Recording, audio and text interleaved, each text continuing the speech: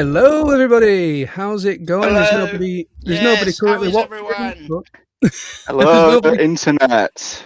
We are Hello. back. How's it going? Look who's here. Look who's here. Let me just.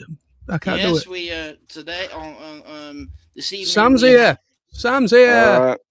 Hello, everybody. yes, and we have a guest Yeah, host that's along with us. You might notice there are actually 4 of us here this Yep. evening. Hello. I've soloed you out. That was quite a surprise. There's like 3 of you, and all of a sudden it's me, and I'm just like, what? Hello? Yes, we have Right, a guest. we're good now, Sam. Bye. We're just leaving you in the big. Just leave you in charge. Yeah? Just poor Sam and the entire internet gets to stare at her. It's like, never leave me in charge. Bad idea. Well, we are here. We are finally, all 3 of us, the 3 Bronies UK guys, are finally together for a live stream. This is like 3 weeks trying to get the other Sam down there, the fake Sam, as he's rightly put right there into his name. So yeah, we're finally, the Bronies UK are here, and nobody's currently watching us at the moment, but it will. We generally don't seem to get, because obviously we did kind of abandon the channel for a little while. So I'm not surprised. We did used to generate quite a lot of interest when we used to do live streams and stuff, but oh well. We'll just see how it goes.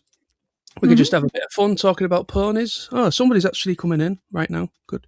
No, it's probably me. I have it on my iPad blank, just so I can see what's going maybe. So the thing is, though, the view counter I've noticed is a little bit glitchy, because whenever you go back after you finished it, it says how many people have watched it as you've been live. Yeah. And it says there's a lot more views once you've finished at the end of it than there is actually when you've actually noticed while you're live. So it's really weird. Strange. Well, yeah. The thing is, yeah. I mean, I suppose that like anyone who stumbles across it and maybe just watches us even for a few seconds, it counts as an official view, doesn't it? Yeah. So it all gets counted once the stream's wrapped. Well, that's it. I mean, when you're dealing with live broadcast, there is a slight few seconds delay. Because I remember one time, it was actually kind of weird. It was like I was downstairs watching something, and then my dad went upstairs, but he was on the analog channel. I was on the digital channel downstairs. My dad was on the analog. This is before the shut down analog TV. Oh, right, okay.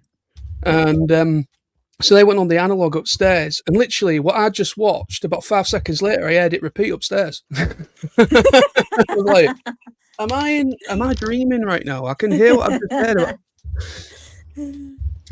But anyway, so yeah, like I was just saying, for anybody that is watching, we are joined by our good friend Sam Silvermoon, or should we say Real Sam. Would you like to introduce yourself to the Bronies UK?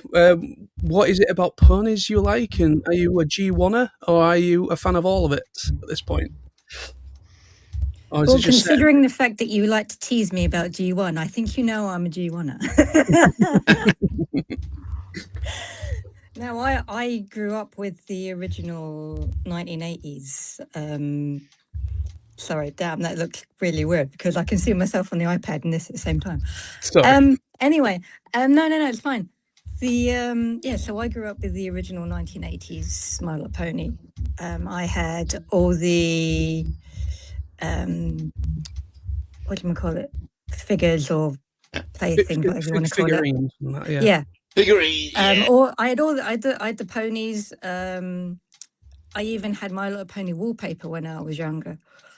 So yeah, and then I kind of, as you do when you grow up, fall out of it. And then ironically, I was walking through Woolworths one day and I saw this pony, or these ponies, should I say, on the shelf. And I was like, oh yeah, I remember that from my childhood, and everything. And ironically, you'll like this one, John. It was a Rainbow Dash. Hey. It was a G3 Rainbow Dash. And I picked her up and went, oh, I like the design of this pony and everything. And so, yeah, picked it up, bought it. And and as fans of G3 will know, all the ponies until a couple of seasons, I think, were all Earth ponies. Mhm. Which made you wonder what happened to the unicorns and the Pegasi. But anyway, so yeah, and that's basically how I got back into ponies. And then obviously G4 came along, and it just went. Yeah, yeah, it just went to the stratosphere, didn't it? That one. I know, yeah. I mean, as I say, so the fact that Gen 4 Friendship is Magic generated this huge, unexpected fan base was, I think must have been the biggest shock for Hasbro, because there's no way it was expected, for any.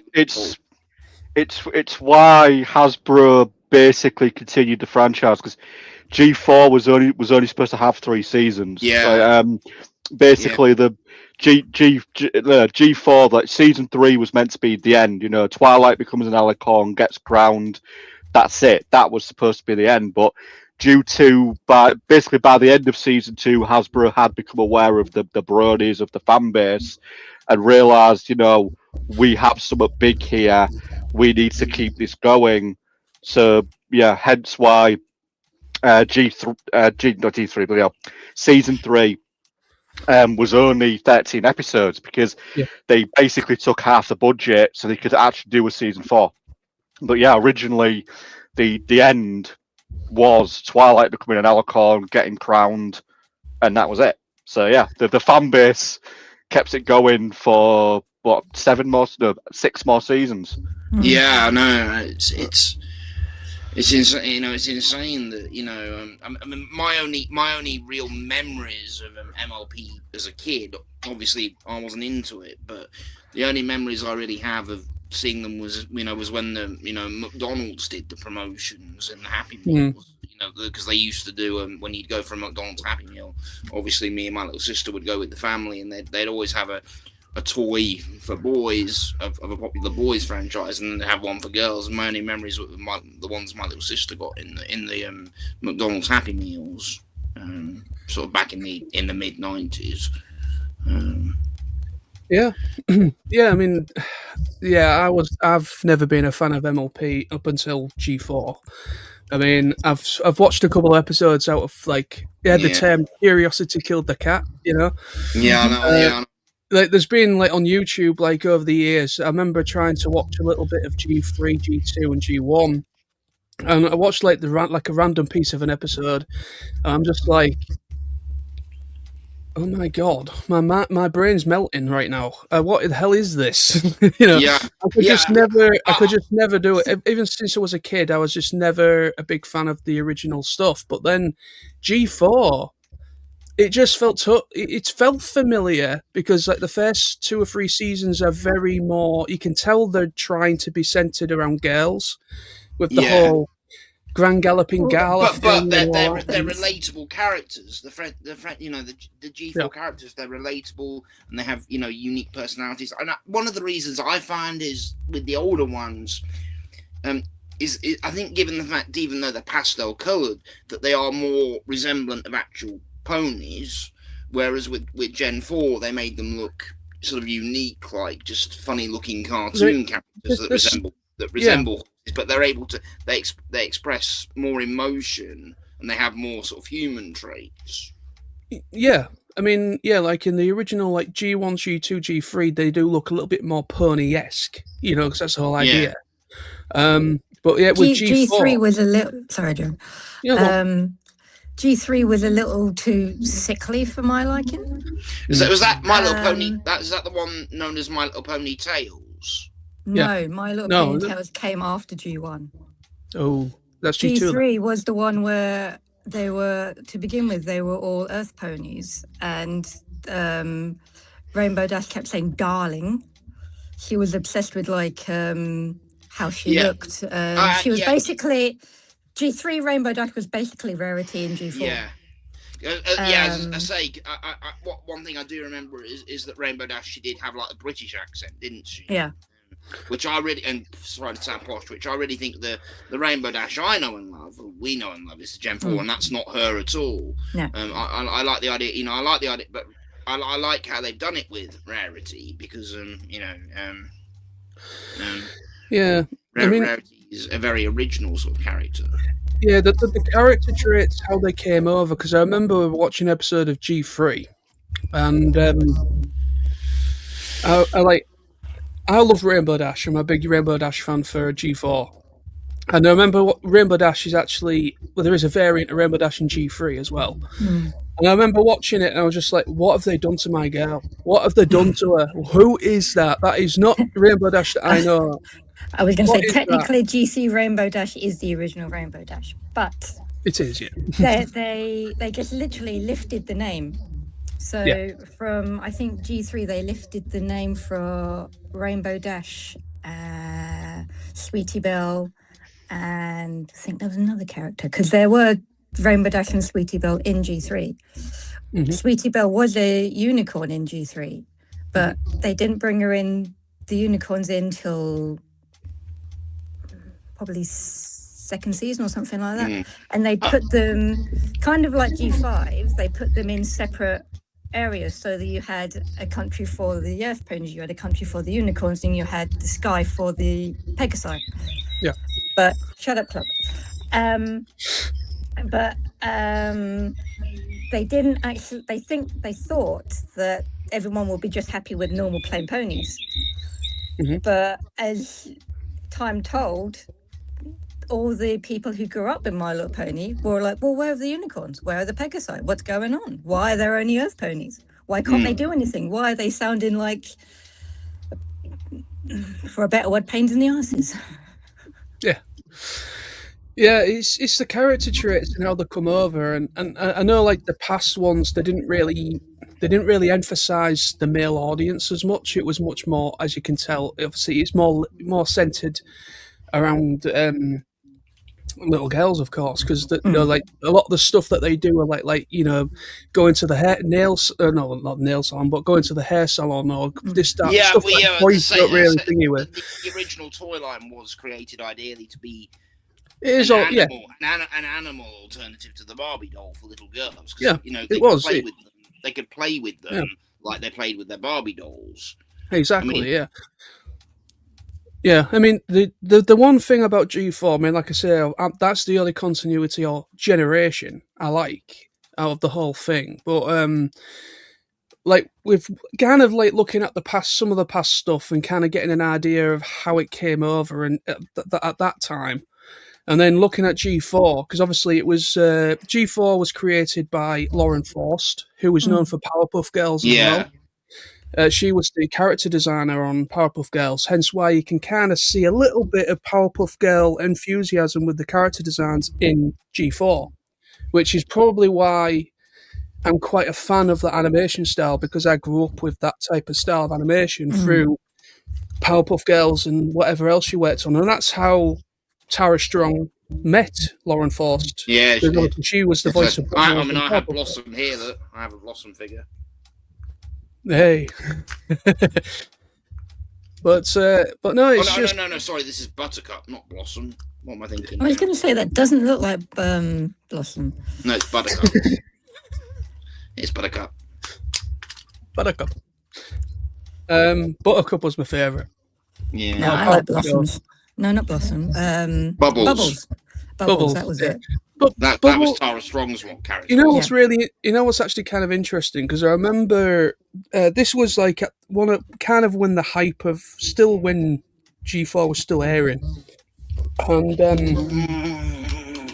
I think there was some kind of like, I don't know if it was at a panel. I don't know if they were both at a panel together or something, but it was on YouTube, like a bit of video, and Tara Strong was talking with Lauren Forst at the same time, and basically just kind of like talking about their past, how they first met, and then obviously they met on Powerpuff Girls, of course, because that was like one of the first. That's when Tara Strong was starting to make a name for herself at that time, and they kind of talking about their history of like her voicing Bubbles, and then originally Tara Strong came in to actually read for somebody totally different.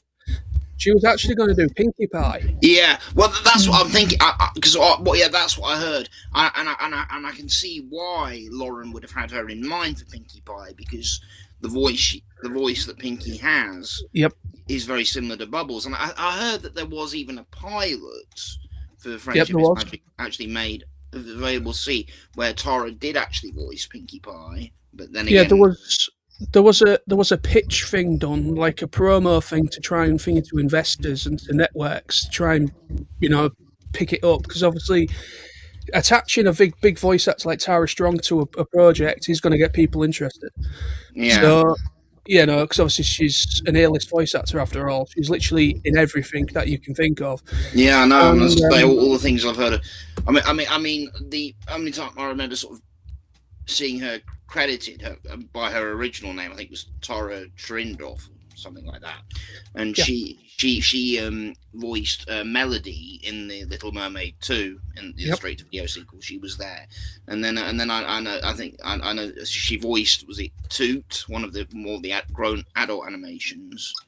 I saw lots of interviews with her. Toot, Drawn Together. I think it was called Drawn Together. Yeah, it was an adult animation that was kind of like a spoof of Big Brother. Yeah, but it was all cartoon characters from different eras. You had Tutu was technically meant to be Betty Boop, kind of based on her, and then you had all these other characters, and they basically just put them together in this house, like a Big Brother-esque thing. It was like an Adult Swim type of show. It was meant for older audiences, but yeah, she played Toot in that.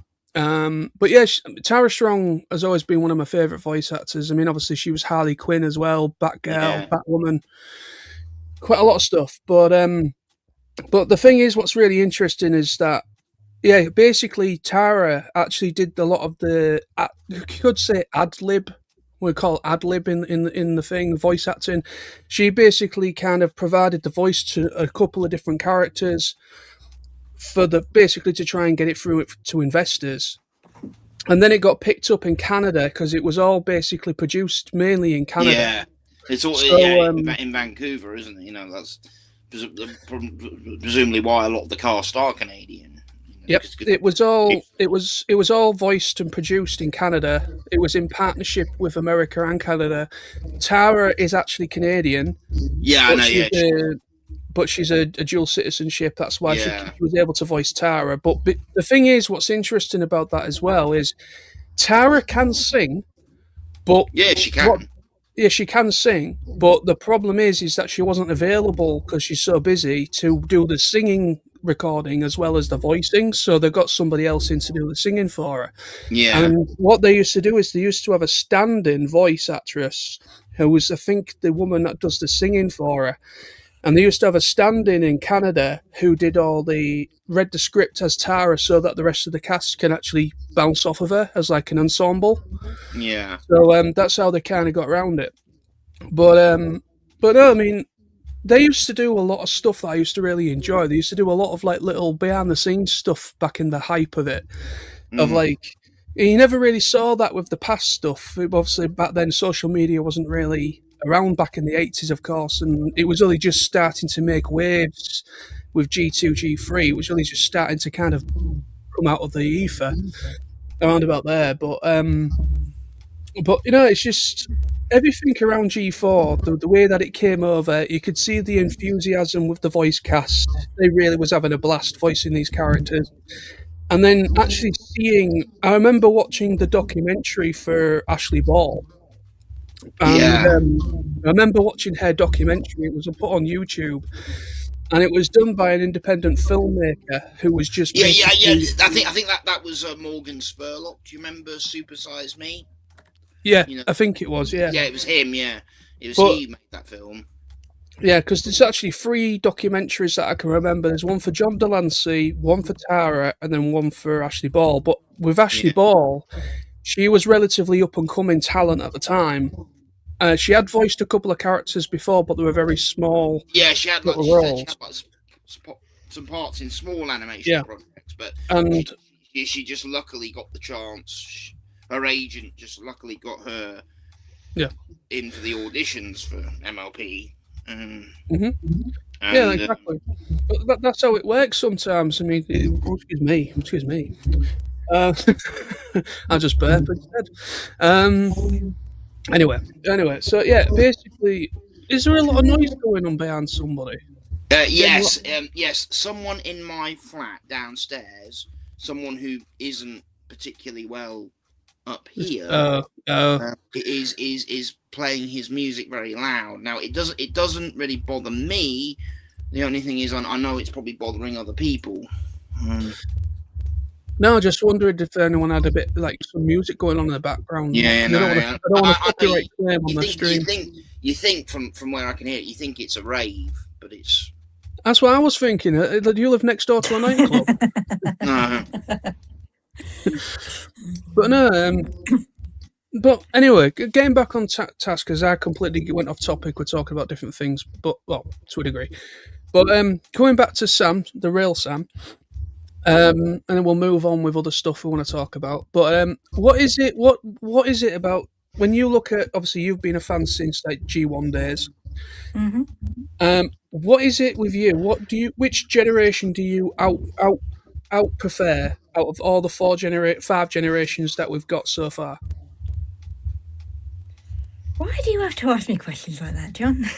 Well, it's an ensemble. Well, you know, I like to put people on the spot. The question is, right?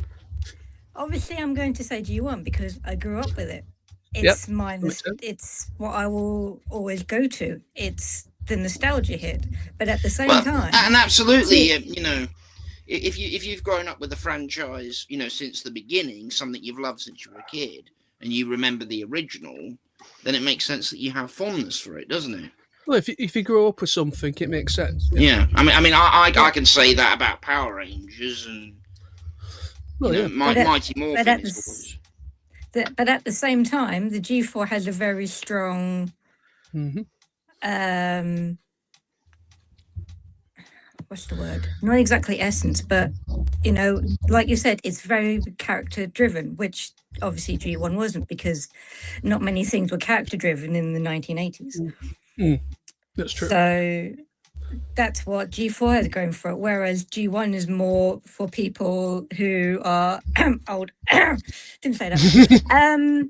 So you know, it's it all depends on what generation you grew up with. I mean, like you say, the people who enjoy G4 can't stand G1. Well, most can't, but I mean, I found it interesting. Like when I've been to PonyCon and stuff, it is obviously I don't really know much about G1. The only thing I've really watched is I've tried to watch the original G1 film through on several occasions, but I never got round to actually finishing it. But it's interesting is when I've been at PonyCon and that, it's interesting to talk to people, you know, who are the hardcore G1 fans, because it sort of, you know, it sort of describes to me how it's different, you know, and just how what it is they like about it. And so I noticed that more of the toys back to Gen 1 seem to be figures rather than plushes, and it made sense because I can see that the Gen 1 characters in that probably wouldn't have made particularly nice looking plushes. But they all said they all want like figures. Ironic that you say that, Lawrence, because when I was young, I actually had a Firefly plushie, and there were actual plushies for G1 characters. Oh yeah. I know that there were plushies, but it does seem that the figures were ideally the figurines were more popular for the G1 because like them. I think they said like you know what you saw more of the adverts for were for the figures, like you know the ability to brush their hair and style their hair and stuff. Well, that was the idea of them, wasn't it? I mean, it was basically just a pony version of a Barbie. Yeah. It's basically what it was, because basically anything that came out that basically there was a big like toy war between companies. You know, Mattel was Barbie, and then was it Mattel that did MLP back in the day? No. I think it's always been Hasbro franchise. It's always been Hasbro, yes. Yeah. Mattel did Barbie. Obviously, Hasbro. I think they had G.I. Joe, they had Transformers, and they had MLP, which I think were their big. The ironic thing was, when I was younger, I couldn't stand Barbies. I could not stand them at all. I couldn't see what the fascination was. But well, the thing was, other than the clothes and all that, they literally all looked the same, didn't they? Really? They're all generic. It's the same character, just with a different outfit, and it was just Yeah, I mean, I've never seen a point of it myself either, because obviously I was just, being a you could say stereotypical boy. I was into that. I mean, the only thing I would resemble a doll that I was into was Action Men. Yeah, exactly. I was just saying, I was never big on Action Man, but I did have a few. I mean, obviously it was like the same. He looked the same, but he had all the different cool outfits. Like I had a diver Action Man that you could play with in the bath. There was different. Well, I had loads of them. I had the enemy guy, the Professor X, not to be fingered by Professor Utonium from Powerpuff Girls. I had Thunderbirds. Well, no. Professor Utonium in Powerpuff Girls uses chemical X is the accidental ingredient he adds when he makes the girls. That's what gives them their power. Also, Dr. X in Action Man was the Dr. X. Yeah, Dr. X was the bad guy. I had a couple of versions of him, and I had a few of them. I had which ones did I have now? I can't remember. I had the one where you can move his eyes. I've forgotten which one that was. But there was a couple of them where there's like a little thing at the back of the head you can move his eyes about. And then there was all sorts of different ones. They had some of the vehicles as well. But that was the only thing that I would resemble a doll that I had as a kid, which was more like, you could say, kind of like a G.I. Joe type I mean, what I have, the doll I had, I've still got him here somewhere. I think he's been moved. You remember the Jerry Anderson series, Joe 90? Yeah. I have that doll. I still have that one. He was here. It's the same one I had as a kid. That he had his agent uniform on and his pilot helmet and everything. Because I was nuts about that when I was a little kid. And and the other, I was to say things that resembled doll. Yeah, and that was the kind of doll I had, other than a few Action Men. And I think I did actually have maybe a Captain Scarlet sort of doll or action figure as well. This is the voice of the Mr. Ons. That scared the crap out of me when I was a kid. Him and the Hood. They were the two characters that scared the crap out of me. That's one good thing. That's what I loved about. That's what I loved about any Jerry Anderson thing. This is one doll that I do have that's resembled. Good God. Spice. Got Ginger Spice. Sorry. John's reaction was priceless. Sorry. If you had Sporty Spice, I'd have said yes. She was my favourite. Baby Spice was mine. Who was yours, Sam? I was never into Spice Girls. Did you say baby? You said. Yeah. Yeah. Or Emma. Yeah. No, I was never into the Spice Girls, so not something I particularly ever got into. Well, I wasn't into the music, but I was into them as girls. Yeah. Well, what can I say? John, sorry. Well, aside from I mean, creeping in. Sorry.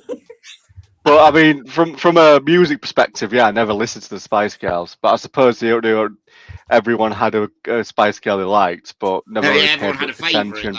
Everyone had a favourite.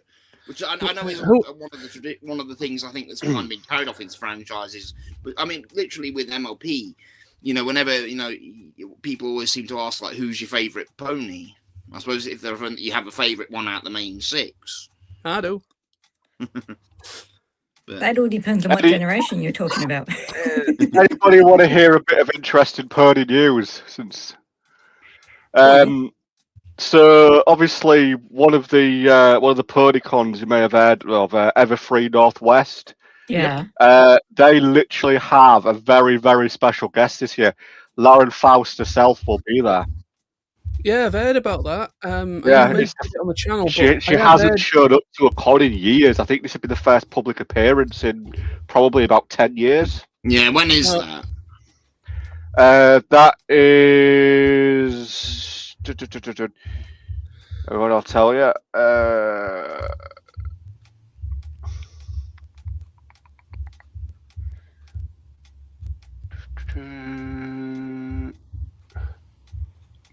August.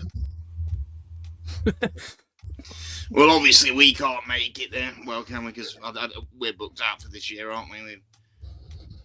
Yeah. Well, I can't go to America like in about 2 months' time.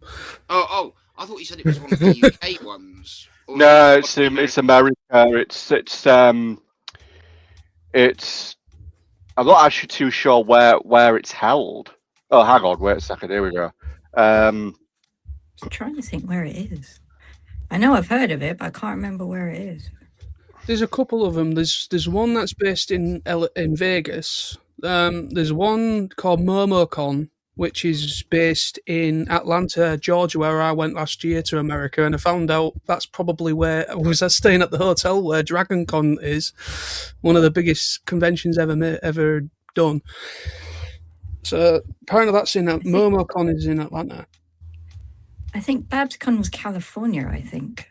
Yeah, there was spread all over.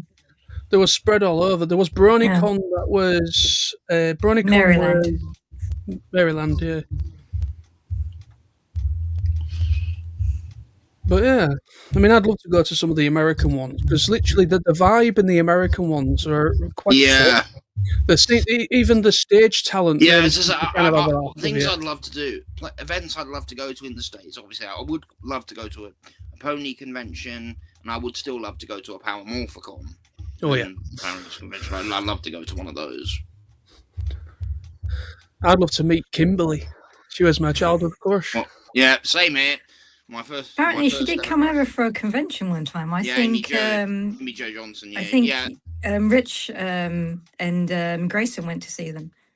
Yeah, I think she was over. Was it with David Yost, who played Billy? I think I saw. It might have been. Yeah. I think it was one of the Welsh Comic Cons. Was it Cardiff Comic Con or something? It's Seattle, by the way. Seattle, that was it. Yeah. The Free Northwest. It's Seattle. I just had to look it up on the maps. Yeah, it's in Seattle. I might be wishing hard here, but if Lauren Faust is on the convention circuit this year, she might be showing up at PonyCon. I know it's pretty slim that she will. But you never know. She could be showing up at PonyCon. You see, yes, I mean, just on that, Sam, I was thinking, if they suddenly announce her at the very last minute, I think they might be in for some trouble when it comes to the event, given, obviously, when a certain other main... Well, I would assume that if, it's a big if, obviously, if Lauren Faust is a guest there this year, I would assume that they would have things in place because obviously, if she's a guest and it's announced, then bloody hell, there's going to be people moving heaven and earth to actually get to PonyCon this year. Hell, look at Ashley Ball. They sold out for the first time when Ashley Ball went, and me and John, bloody hell, we queued for 3 hours. 3 hours we queued. No. Because you didn't follow me straight after the opening ceremony and just go straight to the queue. No, so but even I was in the queue even after that for and I think about an hour and a half. No, Sam, we literally queued for all of the Sunday. More or less, yeah, to be fair. We literally saw about an hour of it because they told us to bugger off and come back later. Yeah. We queued for 2.5 hours. Yeah, got to the front. Yeah. Then they cut the queue, right? Yeah. That's why they changed everything the following year, because that year, don't get me wrong, they put on a great con, they really do, but they learned a lot of lessons that year because the way they were doing the system was just not very good. Like, you had to queue to basically buy a ticket if you hadn't already bought one. After you'd done that, you then had to go to another queue for Ashley Ball. Yeah. So you were queuing for up to 2 hours to buy a ticket and then potentially another 2 hours to see Ashley. And there were some people just basically mentally breaking down because of how long they were waiting in queues, which is why the following year they changed it all. So you could buy tickets for autographs and stuff on the website, and they did it in sections, so you'd get a time to go to see, say, Ashley Ball not Ashley Ball. I'm sorry. Thank you. Yeah. Yes, so for example, you could see AJ, and it'd be like 15 minutes, say 2 to 2:15, which worked far better. But bloody hell, yeah, Ashley Ball was a bit of a lesson for the organisers because, you know, she's a big name, not just in ponies, but in a lot of stuff. So yeah, that was a year. This just goes to show you just how popular Rainbow Dash is as a character. Yeah, and I mean, obviously Applejack's not as popular, but she does. She No. is also one of the most. She plays her. Yeah, as well. the thing, Rainbow Dash and Applejack are. Yeah, she is 20% cooler. Yeah. Yes. But yeah, basically, she voices 2 of the main 6, of course. I mean, obviously, but the thing is, Rainbow Dash and Applejack still is a popular character. She gets a lot of hate, though, unfortunately. You don't know why, but she's one of the main 6 that is least liked out of the whole main 6. And I don't get why, because she's literally the embodiment of strength. And I don't get it. You know, she's Applejack's the honesty, isn't she? She's the element of honesty. Yeah, she's honesty, but what I mean is she's a strong character. You know, because she's a farm pony. She's an earth pony, but she runs a farm. She's like an athlete. She can keep up with Rainbow Dash in a race. We've seen that. You know, she's a good character, but for some reason... She's probably the most honest. She's the first one to be honest. Yeah, this is the thing, is for some reason, out of all the main 6, for some reason, even though she does have a dedicated fan base, there's a lot of people that love Applejack, and I love her as well. Not because she's voiced by the same voice actress, she's a good character.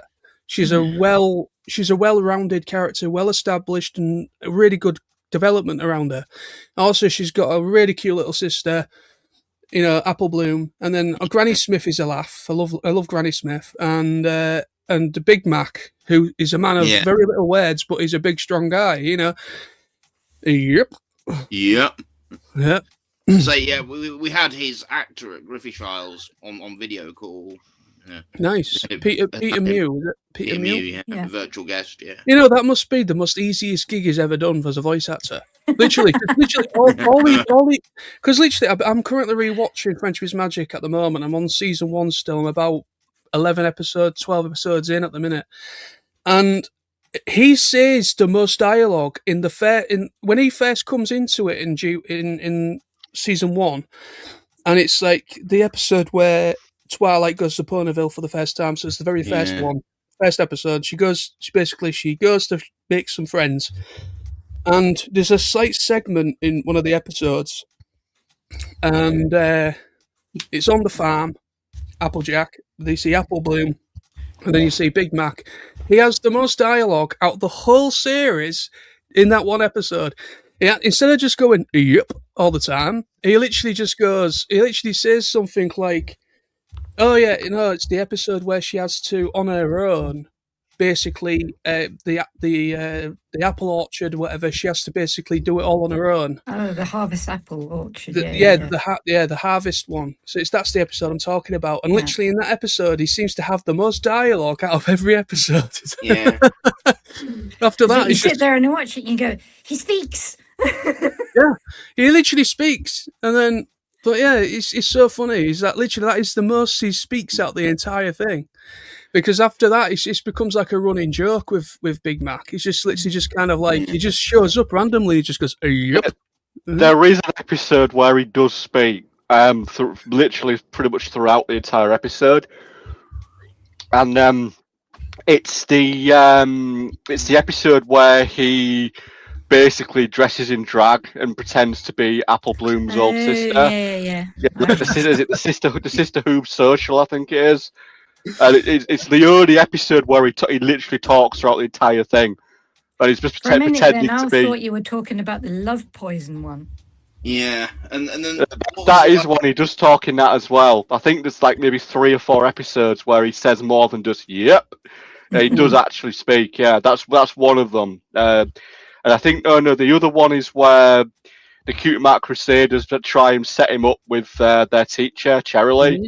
Oh, yeah, He does talk a bit in that as well. Big Mac's a very, very, very lucky boy. That episode it's where you find out that he's actually really socially awkward, which is why he doesn't talk a lot. You know, I have a Uh, fear. I have a little theory. I mean, I know there's the whole thing when it comes to the old thing of like you bring a gift to the teacher, you give an apple to the teacher. On one of the episodes, there's an apple on a desk, as kind of like a nod to that. But I'm actually thinking it's a big red apple. I'm thinking Yeah. that maybe it was a bit from Big Mac. But this was before they became a thing, because when they did that episode and they're trying to simp him out to other girls in the village. There's actually an episode where they found out that Cherry actually likes him, and then they actually go on a date in the episode and stuff. But then he ends up with a different pony. I think he ends up with a couple of ponies. Is the right player as Big Mac, really? well, they did have initially like a bit of a story, didn't they? Where the first time they introduce Pinkie Pie's family, they have him sort of imply that he kind of has a bit of a crush on one of the sisters, which just then goes nowhere. Yeah, they kind of drop that whole story out because he basically ends up with a different character like a season later. Yeah, there's kind of like a love triangle thing going on, because it's a bit weird, because it's like it's a kids show, but yeah, they put a love triangle thing in there. This is what happens after season 3 when you go season 4 onwards. They start kind of like giving a little bit more like references and certain things that only older people will know about. That's when the narrative of the series starts to shift a little bit. But no, there's like a love triangle thing, like Sam just said a moment ago, like when they introduce Maud Pie, and all of like Pinkie Pie's relatives, and there's like one of the sisters. She's really shy. She's literally her whole thing is that she's really, really shy. Yeah, and I think I don't know if I think some of the fan base have kind of tried to like ship her and Big Mac, and there's even a song. I think Prince Whatever did a song based on it. There's a song, I think Prince Whatever, the metal musician, for people that maybe watching that don't know, he basically did a song, and it's basically kind of like, you see, I can't remember her name, the one that's shy, the sisters, and she's literally just behind a wall watching Big Mac and someone else kind of like making out, and he kind of like, I think there's like a whole like thing. There's all like a whole thing around it with the fan base. I think it's Limestone Pie, I think her name was. Yeah. I can't remember her name. Then there's the other one that's always in a bad temper, the bossy one. Yeah, I can't remember her name. It's really quite funny of how they did that, because this is part of where the writing really is, where the writing shines, and the development for G4. Because I think out of all the generations that I haven't watched all of them. I will be honest, I haven't watched all the other generations to really form a proper opinion on them.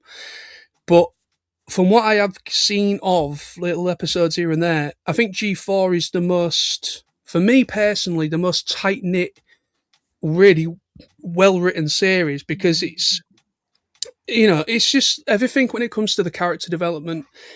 Even secondary characters are well established. Like you've got like, there's always 2 specific ponies always in the background of every single episode, and it's Lyra and the other one. Is it Bonbon? Lyra and Bonbon, because they're seen as they're actually a couple in the series. But somebody actually did a video. You can actually, in the background, you can literally see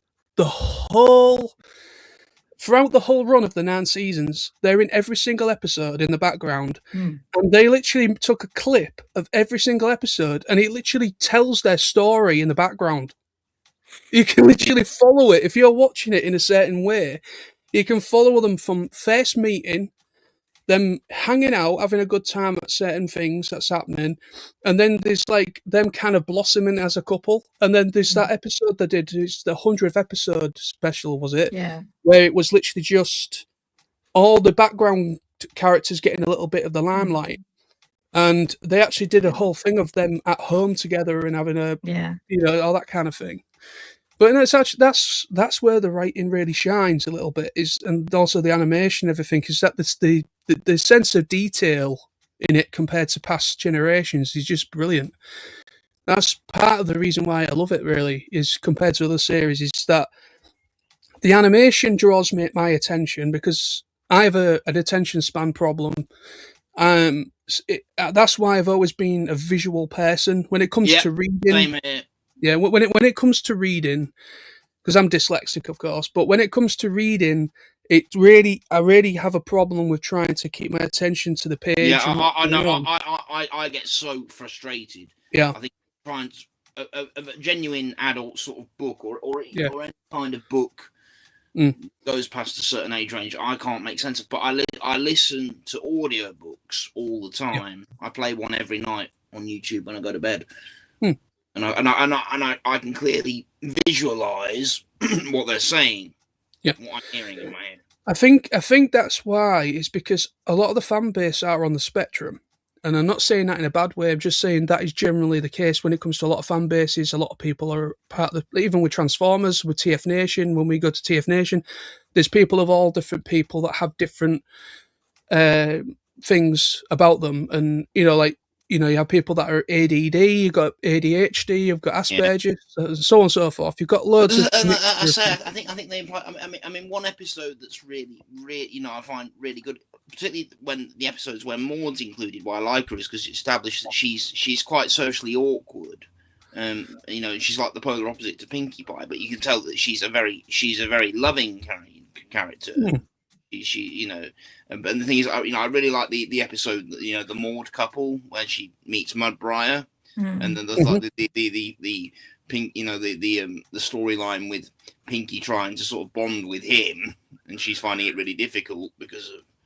I think they're really implying sort of traits of someone on the spectrum more with Mudbriar because he takes things, because like Maud, he takes it literally. He sees things completely from his own point of view, saying he's technically goodbye and see you later are very different. It's like, but when people are with people and then they go their separate ways, people either say generally goodbye or see you later, and to them it would mean the same thing. But he describes in great detail, that literally what they'd mean differently. Well, yeah, I mean, I think you see why he fits well with Maud, because she's. Yeah, exactly. It's like a lot of the character traits for a lot of the characters, not even part of the G6, even the main six, the main girls in the series. Yeah. There is certain traits about them that you could say that. I mean, like with Rainbow Dash, she's very, very. She's very proud of her abilities. She's like she's loyalty, of course, but she's a bit egotistical. Yeah, she has her pros and cons about herself. She's obsessed with winning. Her fault is that she's obsessed with winning. She's very competitive. That's what it is. She's very competitive, but at the same time, she's down to earth and she's really loyal to her friends. She will help them out no matter what. If you look at them, they all have their pros and cons. They all have things that, like, I just watched the episode with Applejack, and it's the same episode with the orchard, and basically she can't bring herself to say, "I need help." No. Which is a thing a lot of people struggle with when they're very proud and they know they can do it themselves. They find it difficult when they come up against a hurdle or a problem that they feel they don't want to be a burden on anyone else. They will just try and do it themselves, but then they just won't follow through. They just won't follow through with. And they learn the lesson. They need to depend on each other. Yeah, this is the great thing about the idea of Friendship is Magic, is that even though it's Friendship is Magic, but it does highlight each character's, you could say, the problems that they have. Like Pinkie Pie, you wouldn't think she had any issues whatsoever. She's always happy, she's always bouncing, but there's episodes where they bring in Pinkamena, which is their depressed state. Yeah. And you see like a totally different side of her. And then it's the same with Twilight. I was to say, there's the one where she has like the complete breakdown when when she can't understand she thinks that makes her happy. But then she thinks that all her friends are hiding something from her. They are. It's obviously they're doing a surprise birthday party for her. But the interesting thing about Pinkie Pie's character is that there's a theory that Pinkamena is the real Pinkie Pie, and that Pinkie Pie is like is suffering from like severe depression. So that's the reason why she always appears so happy all the time. Pinkamena Diane Pie, I think, is her full name. They say, but she's called Pinkie Pie, obviously to shorten it. But obviously that sounds like a more fun, catchy. And in the episode Yakety Sax, which is one of my all-time favourites, where she wants to play as at the Uridophone instrument, and her friends don't want to tell her that she's not good at it because they see that just playing it makes her happy. Yeah, it's really. To be honest, I see Pinkie Pie as the embodiment of mental health. Yeah. Because in a way, if you think about it, a lot of people that have mental health, you would never know. No. Because they are the masters of putting a mask on. Yeah. I am one of those people. I've always worn a mask, and I think that hints back to when in that episode, the Yakety Sax, when Pinkie reaches her lowest point, she actually turns grey.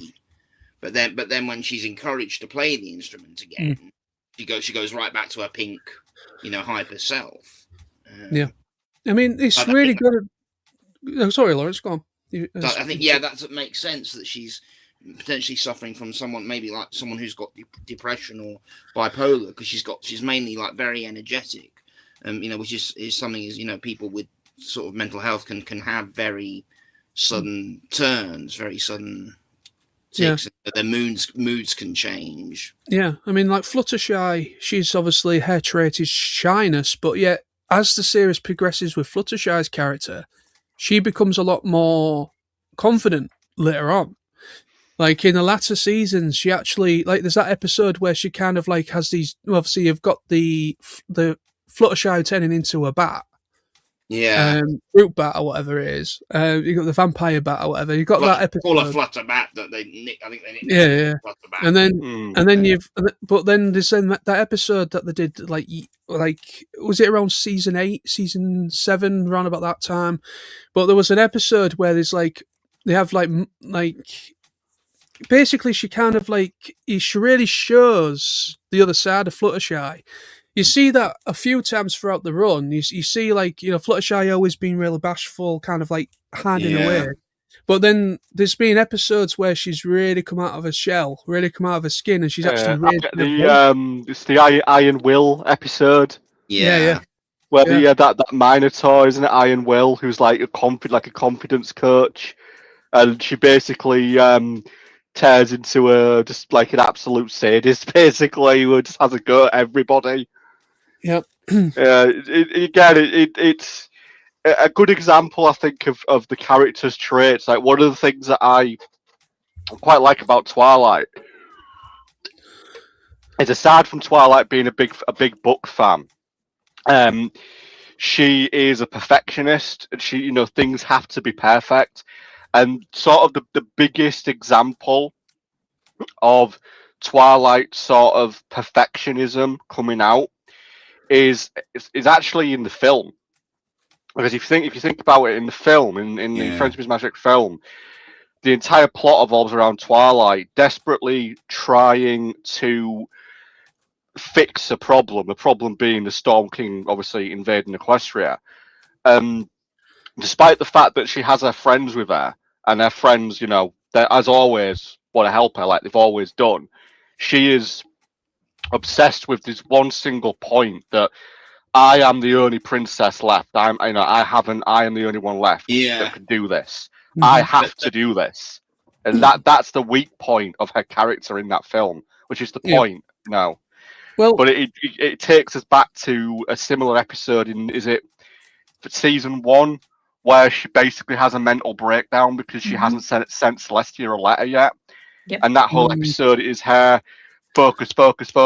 I need to send a letter. I send a letter every single week. I haven't done it. Bad. Snap. And her friends obviously don't realise that she's suffering. But at the same time, it's like, Twilight, chill. It's just a letter. But it's to her, it isn't, which I know, again, falls back to the theory that she's autistic, which, again, makes a lot of sense. It makes sense, because a lot of people that are... Like I say, people that are on the... I don't like using this term I don't like using it, but it's what people say as on the spectrum. I don't like using it, but anyway. But people that have certain traits about themselves, like the great thing about that the characters for main six is that I think that's why it got such attention to it, because people can literally see bits of themselves in the characters. Like, I can see myself between at least two other characters, which is Rainbow Dash, but also Applejack, because I try to be as honest as I can be when it comes to like being honest with people. I always think honesty is the best policy sometimes. Sometimes too honest, which Applejack finds out the bad way. There's a bad way of being too honest, and there's also, he's found in the middle ground with honesty. And then with Rainbow Dash, I see myself as Rainbow Dash a little bit, mostly for the loyal side. I'm loyal to my family and friends, but I don't have the same like ego trip as she has sometimes. Like, I'm not a competitive person. I'm not an athlete. That's one thing I don't associate with her as. But when it comes to being the embodiment of loyalty. But if you look at all the characters, little bits, people can literally pick out stuff that they can kind of like see as themselves, and I think that's really part of the connection people made with that series. Not just the animation, but it's the writing, and also there's like traits that people can literally say, wait, that's me. I can see that as being my brother. I can see that as being my sister. I can see that as being this person. And it's almost like it's a support thing for people that are on the spectrum in a way. But what do people think of that? Do people agree with what I just said? Or yeah, absolutely. I think more of the supporting characters say I could see myself maybe in a bit of Maud, because she'd be because of how quiet, how laid back she is, and she does take things very literally, which is why I really like her as a character. Yeah. And but then again, behind that, you also see that she's very loyal and she's very loving to Pink. She shows Pinky, and also she's quite honest. Because I think and the episode where Pinky and Maud have the special gift giving day, and Pinky trades a cannon for the rock pout, and then when Maud hears it, she tries goes and gets it back, and then she reminds Pinkie Pie that when you give someone a gift, what you've given them isn't important. Gift giving on its own is an expression of love. Mm-hmm. Yes. I think that's what I like about Maud's character is she appreciates people and for who they are. Yeah, very true. What do other people think of that? Yeah, just to sort of. No, go on, real Sam. You're the real Sam first. You are the real Sam. You go first. Two Sams speaking at the same time. What are the odds? Now, what I was going to say, when I watched it, I found myself being a Rainbow Dash, a Twilight, and a Fluttershy, because you three probably won't agree with this, because I'm always like a bit like a Pinkie Pie when we meet up. But if I meet someone who I've never met before, I will be a Fluttershy. I will not speak to them. I will cringe away. Yeah. And I will, sing. But at the same time, I am a Twilight Sparkle because I like reading my books. I like looking into things. And then I'm a Rainbow Dash because, like you, John, I'm loyal to my friends and my family. Mm-hmm. I am not competitive in any kind of way because I hate sports. Yeah, but anyway. I hate sports too. And I think in terms, if I don't, who I could see myself in out of the main six, probably a bit of Twilight, because she's she's clearly motivated, and she learns a lot of harsh lessons, and I've had to do that. You've learned a lot of things the hard way, but you've learned the best. And then I probably I could see a bit of Fluttershy in me, because I can actually be. I think most of you probably seen. I mean, when I was at my first TF Nation, it was very pointed out that people thought I was a bit shy at first, and because it was a new experience. Well, like I say, it's things that, as it's called life lessons, and that's exactly what Friendship is Magic is all about. It's about life lessons, and that's what Celestia set out for Twilight, because Twilight was a very much what I call a closet case. She was basically she didn't socialize, which is thing. She had a social anxiety problem. She didn't like being social. She was just at home, reading books, reading spells, and stuff like that. And that's why basically Celestia encouraged her and sent her to Ponyville in the first place. Yeah, to make friends. And as you see, Twilight does start getting much more confident, because there's like an episode that I just watched the season 1, where basically it's the winter wrap up episode, and I love that song as well. That's one of my favorite songs. Anyway, so that episode for me is that she basically has a go at everything, trying to help out her friends, and she fails. She in very funny ways, but she fails. And then she finds her true strength, which is organization. And then she basically manages to get Spring through in time. And then she actually gets awarded by the mayor and all that kind of stuff. So it's kind of like she kind of finds her true meaning, true calling, is that is what she's good at. She's good at organization. She's not good at practical. She's not very good at this. She's not competitive. She's not this, but that doesn't matter. There's always something people are good at. There's always like with me, I struggle with a lot of things, but yet I know that I am good at certain things, figuring stuff out. I process information better with certain things than other things. Yeah, same here. And I think I'm very much quite like you, John. You know, I know I'm very much a visual learner. I probably, you know, I can't make head nor tail of, you know, things on paper most of the time. But of course, having all this smart technology has made life a lot easier and a lot more enjoyable for me. I think if we not had access to platforms and you know, things like this, like YouTube and you know, and streaming, you know, if it was still the old-fashioned way of having to do everything on paper, I think I'd have really struggled. Would have ended up probably in quite a dark place. Do you want to add anything else, Sam, the real Sam, before we move on to the other Sam? But me or him? The real Sam. No, when I was going to say, when you were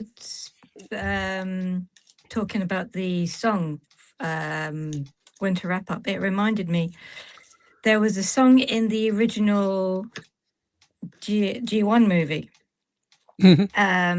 that Megan sings, because the Smooths has just covered completely Ponyland. The house that the ponies used to live in is gone. Everything's gone. And then she sings about a song called, what was it? It was something like, look behind every cloud, there's a rainbow. That song used to get me through my darkest times, because although it seems like everything's against you and everything's, you know, this and that and the other, there is always something on the other side once you push through it. So it's always, that some songs will really resonate with you, and some songs are just like, oh yeah, that's a good song. I've found, particularly with the MLP soundtrack, is what, you know, I like the songs because they contribute. You know, they contribute a lot to the story, as well as, you know, that, you know, when the songs are sung, you know, it establishes real character development for the characters. Like, you know, you had Spike's song that he sings, you know, a changeling can change, and he learns more about himself. He learns that he is actually like more like a hero, even though from what people see of him on the outside, with him just being a baby dragon, people wouldn't think he's a hero, but. And then you had and then obviously you had ones like the Smile song, which is Pinkie Pie's song way of expressing herself. She,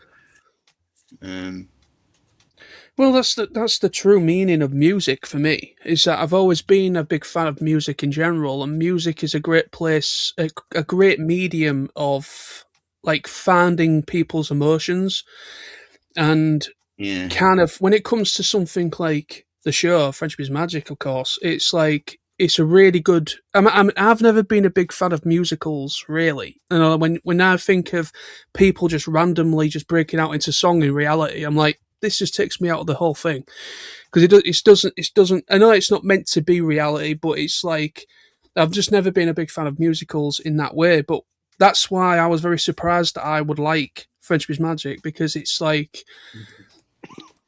it's music centric. But it kind of works in this way because it's really good at kind of subtly and also quite obviously, in some cases, kind of like, it's really good at like, kind of like, driving the narrative of what's going on or a certain situation. But it's also really good at kind of like getting people's attention to stuff.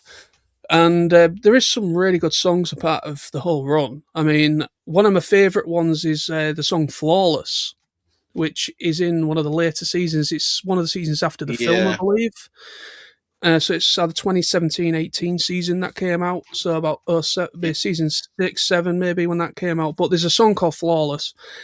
And that song, they all each take it. It's an ensemble song, so all of them are singing part of it. But it's basically like each one of them take a turn or have a verse in it, and then they're saying like, "This was me back at the beginning. This is me now, but I am flawless. I have flaws. So I'm not flawless. I have flaws. I completely understand I have flaws, but yet this is what I'm good at. This is what I found out I am good at."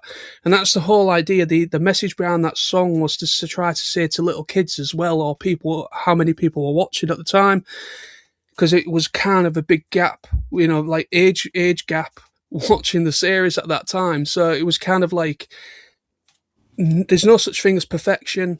No, there's not. No such thing as this. But yet, finding out that you are, everyone needs to find out what they are good at in life. And you start off somewhere, you make mistakes, and then you grow as a person. And that's basically the whole idea of the song. And it's a really powerful song that is really well done. Obviously, Rainbow Dash has the best verse.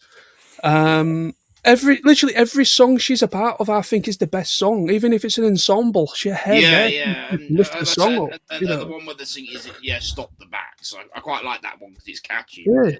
Yeah.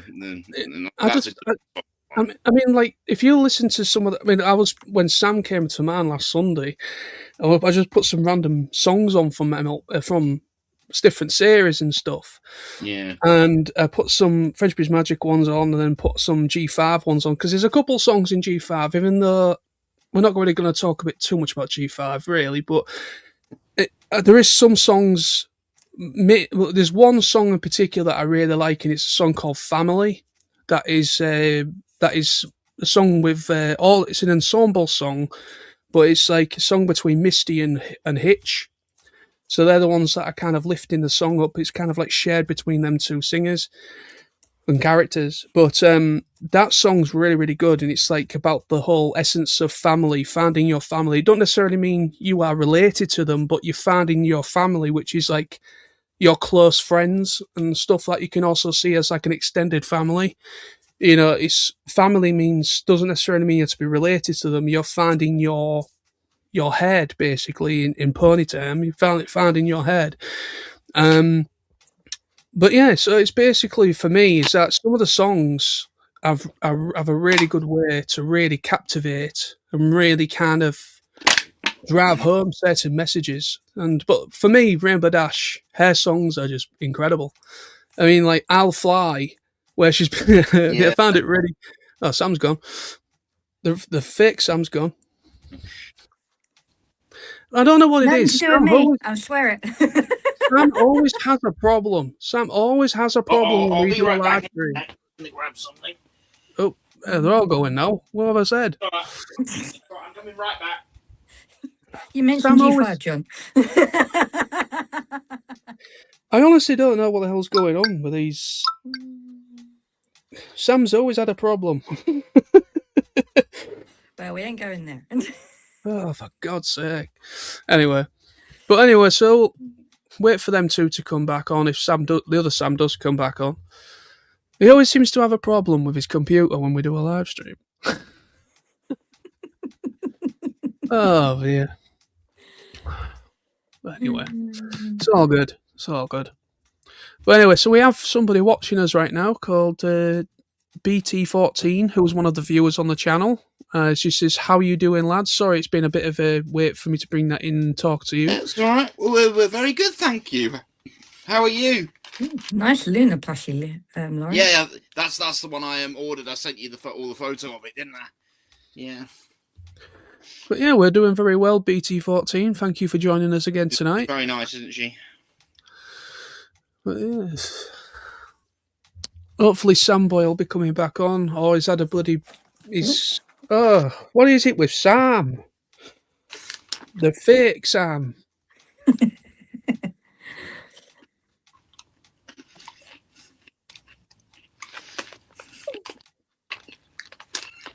I just sent him a message. Where'd you go? Oh, dear me. Anyways, once the other Sam comes on, we'll try and talk about certain subject matters, because I want to talk a little bit about people's thoughts of the live action MLP film in apparently development. That's something I want to talk about once the other Sam comes on. You watch, he'll won't come back, because usually when Sam buggers off, he don't come back.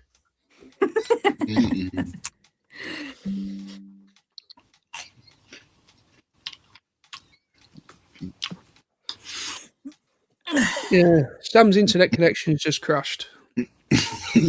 I'm on the same internet connection. We're on the same connection. Man's fine. What is it about Sam? Sam's computer doesn't like him. That's what the problem. It's like that Little Britain. Computer says no. Curse of having a PC as your main device. A Windows PC. Well, at least you still have a Sam.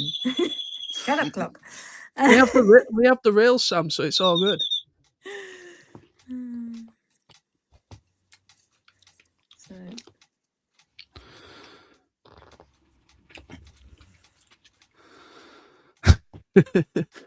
I just seen your message on Messenger. Oh. But yeah, so I thought he came back then. But no, he might just have to reset his router and kind of come back on again. But anyway. But no, if Sam don't come on, it's all good. We'll just keep going for a bit longer. But no, so I want to talk a little bit about what people's thoughts are on live action. The announcement of a live action MLP film coming out. And also, I'm going to talk a little bit about this AI thing as well, as part of a little bit of discussion on the stream. But we're a little over an hour now, so depending how people are, and if people are a bit tired, we can probably drive it for another 20 minutes, half an hour, and see what we want to do then. Because it's a bit quiet tonight. We usually have at least a couple of people in the chat, but we've only got the one person so far. But it's one of them. You know, it's one of them. This channel, unfortunately, it's our fault. It's our fault in a way, because we just haven't really been consistent, shall I say. There's been long gaps where we've not done anything. I think one of the longest gaps was like well over a year of us making anything on the channel. And then late last year is when we started to kind of come back with live streams. So, yeah, it's our own fault. I think one thing I've noticed is because they haven't really... The franchise hasn't really moved forward. Yeah, there's been very little to talk about. Continuously make content. I mean, obviously, the fandom is still very much alive, and it is still very much out there. But it's kind of, I think the franchise has to be moving forward in some ways to keep. Is Lawrence muted? I can't hear a thing he's saying. Am I? Am I muted? Can you hear me? Lawrence is talking, but I can't hear a word he's saying. I can hear him. I can't hear a word he's saying. Is it something on my end that? I don't know. Hello. Can you hear me? I can hear you, Lawrence. Yeah, you can hear me. I don't know why. I'm definitely not muted. I can hear you, John, but I can't hear Lawrence. That's weird. See. I've muted Lawrence. And I'll unmute him. Can you hear him now? Hello? Lawrence? Hello? Can you hear me, Sam? No, she still can't hear you. Oh, that's very odd. I don't understand that. That's weird. Blame Sam's internet dropout. Because I could hear him fine until Sam left. I don't understand it because I can hear him. If I can hear him, everyone should hear him. I don't know that one. Lawrence, when you speak, put up little word plaques for the Shall I put closed caption underneath your video?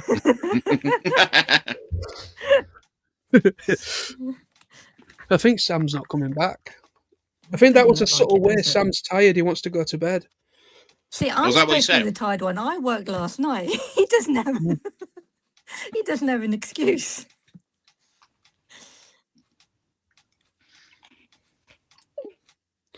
I just asked him, are you able to come back on? Oh, well, he lasted an hour. Yeah. Is he going to try? As he said, he's going to try to come back on. I just messaged him. He's probably trying to reset his router. For some reason, his router's crashed, but I'm on the same internet as him. Strange. But I do have a signal booster in my room, though, so that helps. Ah, okay. Sam, if you're watching, you need a signal booster.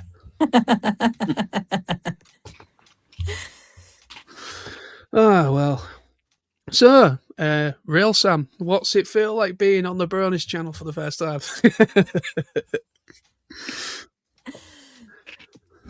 Very interesting, actually. Normally, I just watch you guys, but it's quite interesting being able to actually talk with you guys rather than trying to type down everything and my brain's thinking and suddenly going, how do I type it? Yeah.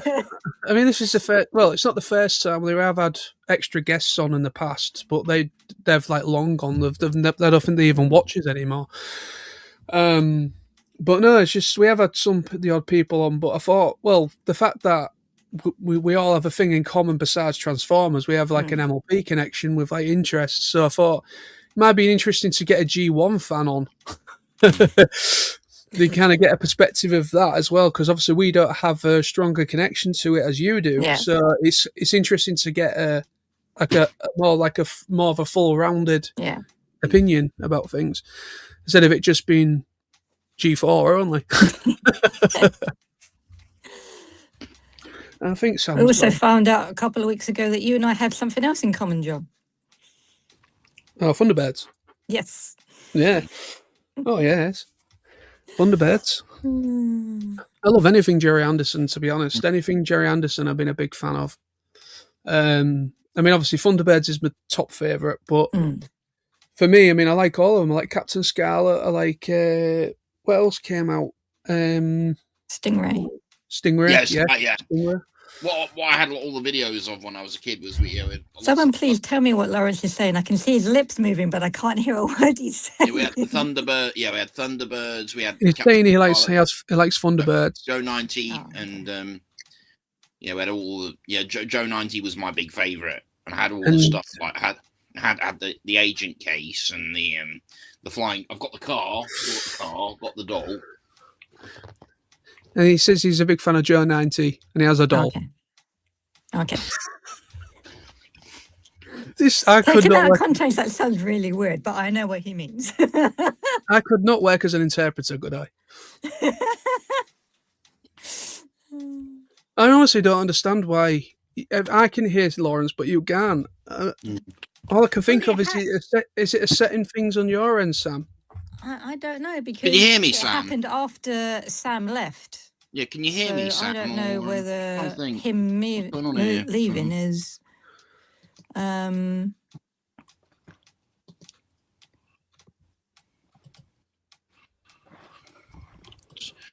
try something. For background noise. I don't do anything on my end because I could actually end up booting you from it totally. I don't want to do that. Yeah. I can't see anything. I don't understand that myself. No. I mean, the only thing I could do is leave and come back, but...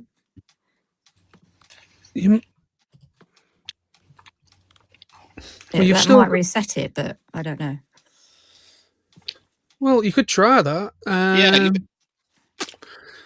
I mean, you've still got the come back link anyway, so you should just be able to click it and come back straight back in. All being well. I was going to say I had to type it because Messenger was being an arse, but let me have a look. Not that one. That one? No, not that one.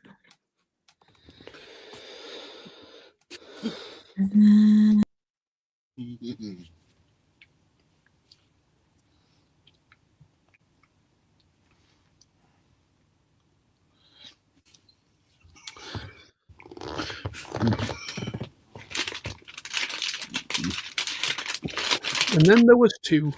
yeah. See if it'll get. They're having a bit of a problem, everybody, tonight. I don't know why.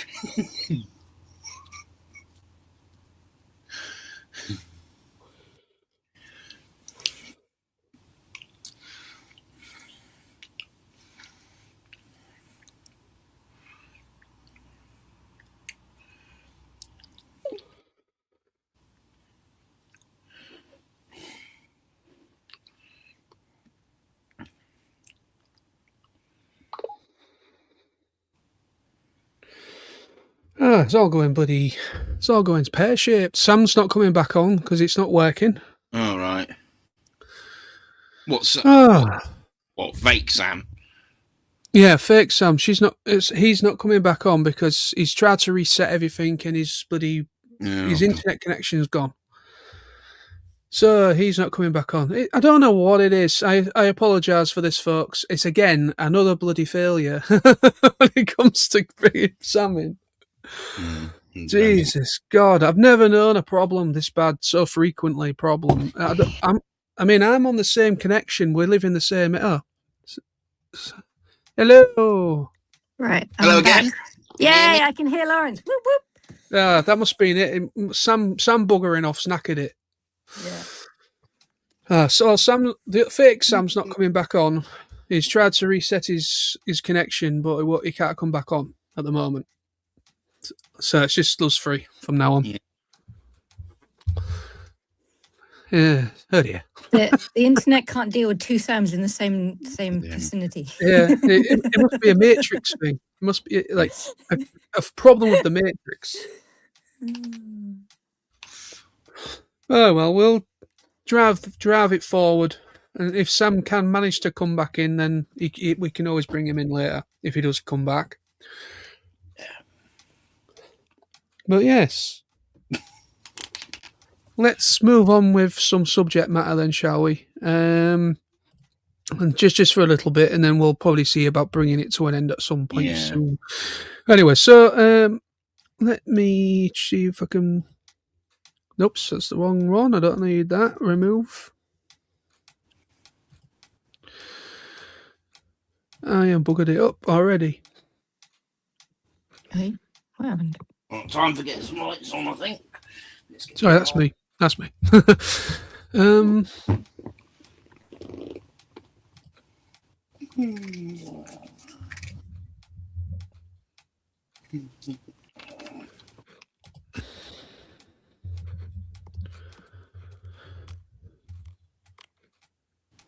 Right.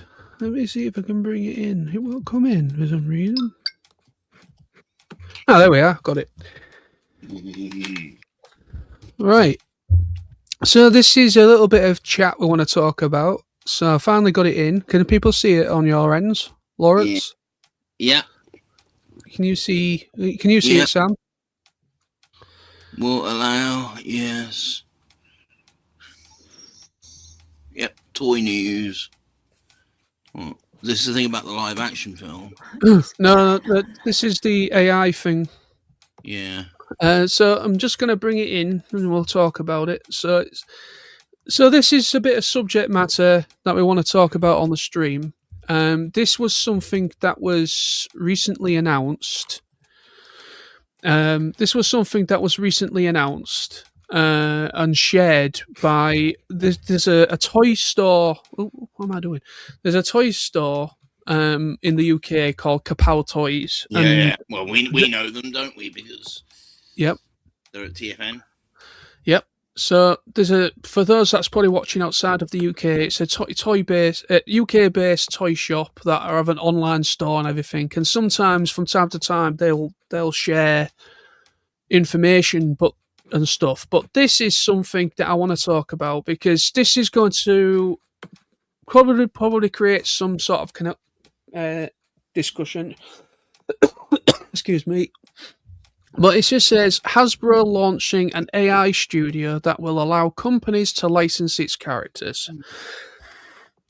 It says here Hasbro has officially launched Sixth Wall, that's what it's called, a brand new artificial intelligence studio designed to bring in its iconic catalogue of characters into the AI era through a controlled, authorized licensing framework.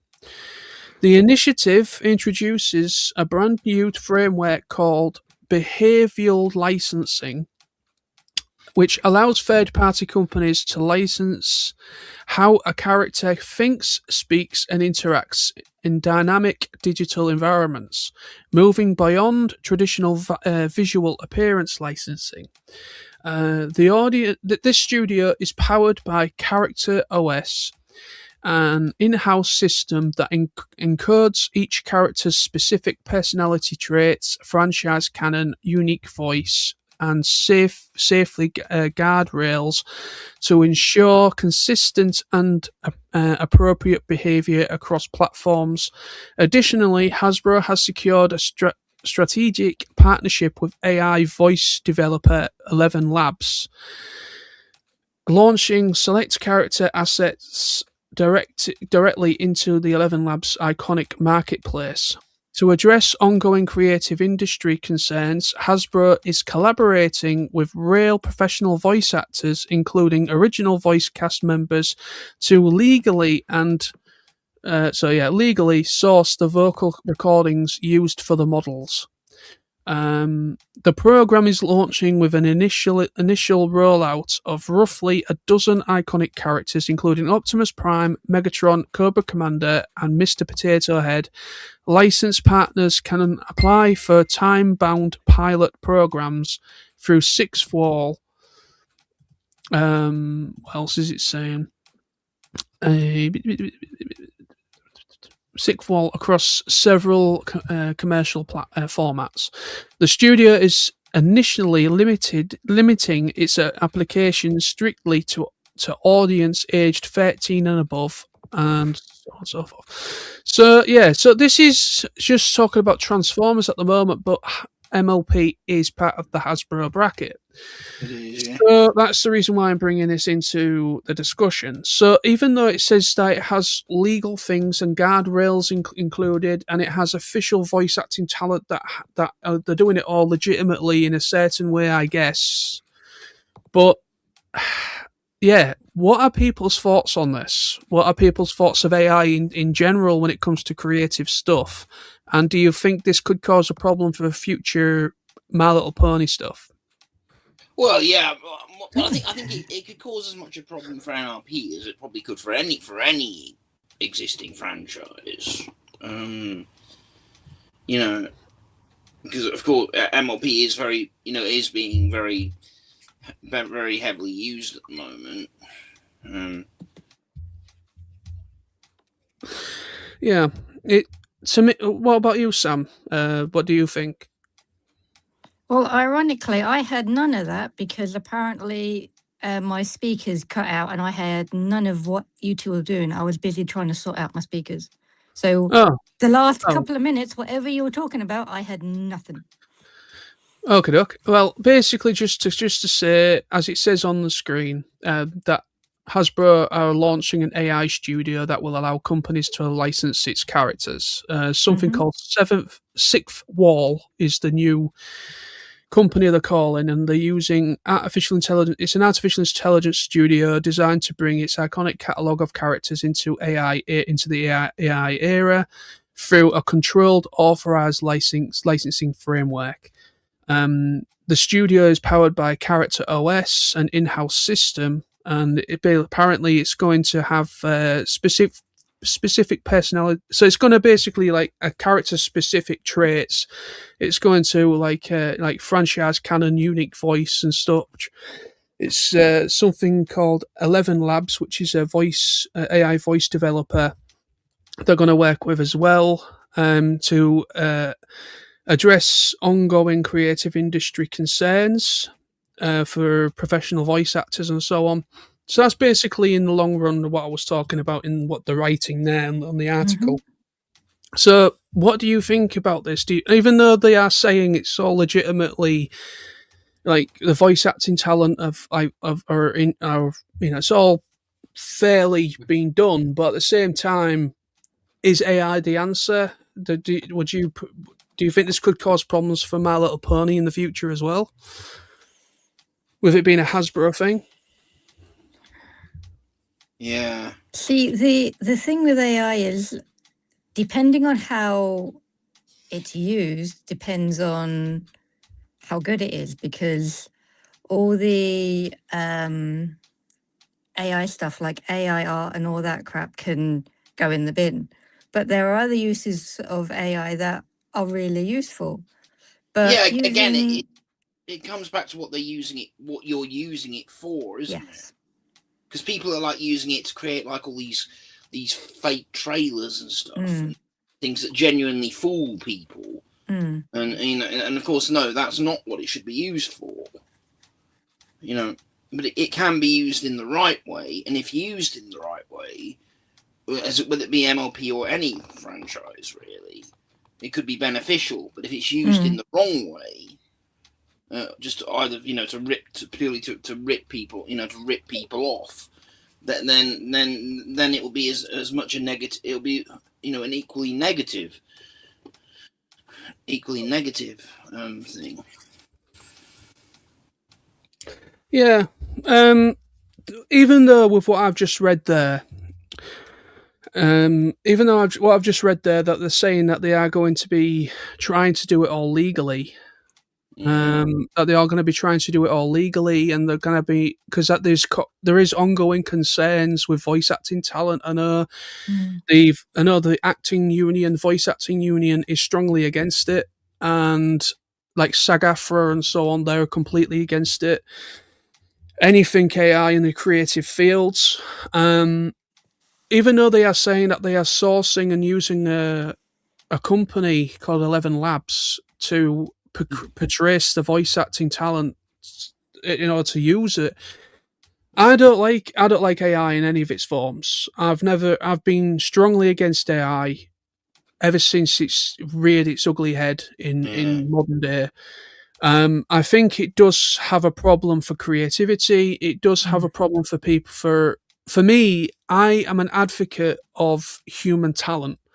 When it comes to things like animation, movies, cartoons, anything really in the creative fields, writing, books, comic books, anything like that, I like it where everyone working on it, it's all hand drawn, it's all done by people that have a passion for what they're doing. Yeah. And I think AI just removes all of that human-esque ability, and it does have a huge impact and problem for that's what I just do not like about it. And I think Hasbro, the reason why I wanted to bring this up as well is Hasbro have a problem.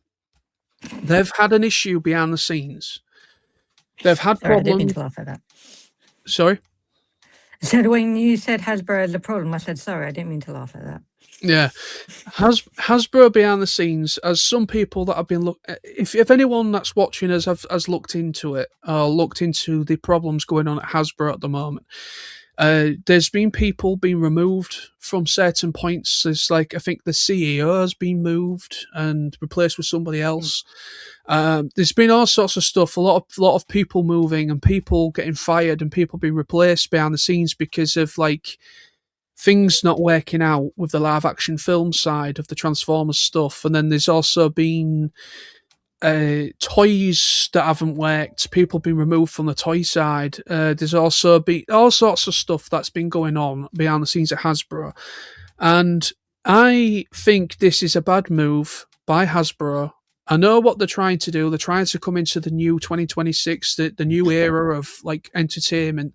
But I think going down the AI route I think they're going to find out in a very, very, very, I think they'll find out in a bad way, in a very unkind way, that a lot of people are not going to see very kindly to anything used with AI, especially when they see I don't want to see any of the MLP characters being used in AI, and I can definitely tell you this. I would be very surprised if Tara Strong would sign her name over to an AI company when she's part of Do Not Allow This. She very much on her social platforms is against AI. Same with a lot of the people, like a lot of the big voice acting talents do not agree with AI in any of its forms, especially in the creative because field. then again, because it could kill their jobs, wouldn't it? Couldn't it? I mean, exactly. All AI needs is basically an imprint of their voice.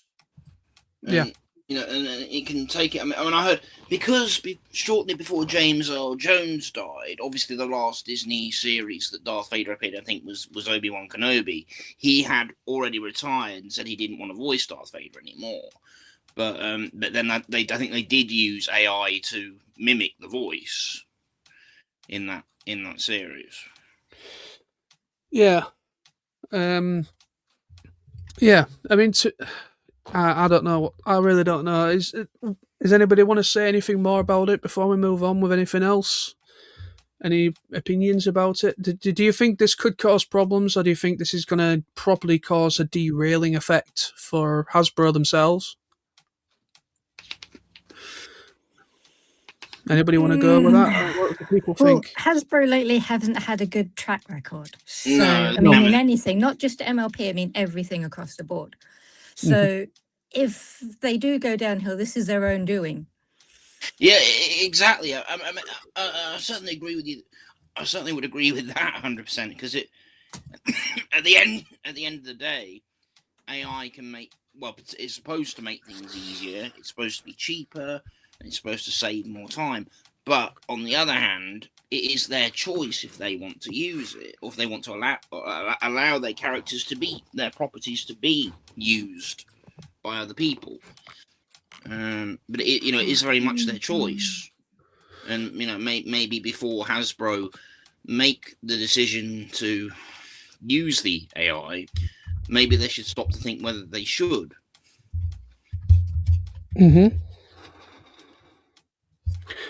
Yeah, I agree. Hang on a sec. Right. Yeah, I think. Let's just get caught up with the comments here. TB14 is. That's a totally different thing, but he's said something in relation to what we've just been talking about, saying, I don't really understand a company like Hasbro needing an AI studio. It could be used for good things, but it can be a steep slope when not handled properly. I completely agree with that, BT14. I think when this was initially shared by Kapow, when they shared this article, that's how I come to know about it. A lot of people, including myself, were very negative about it, and a lot of people said that could probably be a massive final nail in the coffin for them. If it could work, if they do things legitimately, if it's run efficiently, then maybe if their framework does function as intended, as it says in the text on the article. But at the same time, I know a lot of I don't think it's going to work, because I know for certain whether the actors get paid or not, I know a lot of them are strongly against AI in the creative field, because it is impacting, it's causing problems for finding work, and they don't want AI companies having their voices on library. Yeah. They don't want that. They want to be able to voice these characters themselves, not through some kind of AI intelligence doing it for them and using their likeness. A lot of them are hugely against anything like that. So I can only see this going down very poorly, very badly for them. Whether they are doing it legitimately, I won't be surprised if Peter Cullen and Frank Welker sign on to say, yeah, they can use my voice, because they're not going to live for very long. Unfortunately, they are getting to an advanced age, and you don't know how much longer they've got going for them. So I won't be surprised if they are, with them saying Optimus Prime and Megatron, that's Frank Welker and Peter Cullen. Yeah. So But I can then understand. sorry. Yeah. But then it all depends on what generation or what era, because you saying Prime and not Magnus, Megatron are Cullen and Welker, but other people, they're not Cullen and Welker. They're like Neil Kaplan, or they're like what's his name, David Kay, or someone like that. So. Yeah. Well, yeah, I understand what you're saying. Is there is other people that have voiced those characters in the recently and in the past. I agree, but usually the more well known is Peter Cullen and Frank Welker. So it's with them you saying Transformers. Yeah, but I can't see David Kay allowing an AI company use his voice. I can't see Neil Kaplan doing that either. So the only, I might be spitting feathers with saying this, that even Frank Welker and Peter Cullen might not want to either, but I'm just thinking it could be, and I can't see Gary Chalk doing it either. No. So there's only Frank Welker and Peter Cullen thinking that if they give their likeness or their voice likeness, because they did it with James L. Jones, they've done it with, is it Vincent Price when they brought him into Rogue One? Because at the end of the film. No, Peter Cullen. No, Peter Cushing. Peter Cushing, sorry, yeah. Peter Cushing, sorry, yeah. Yeah. Tarkin. Yeah. Peter, him. The guy who played Tarkin, they did like that whole face map, and they also brought his voice in with AI. That was done legitimately. That was done. They actually approached the family and everything, and that was done legitimately. But that was clever with what they did. But at the same time, it leaves a bit of a stale thing in people's mouths, bringing back people that have been dead for a long time.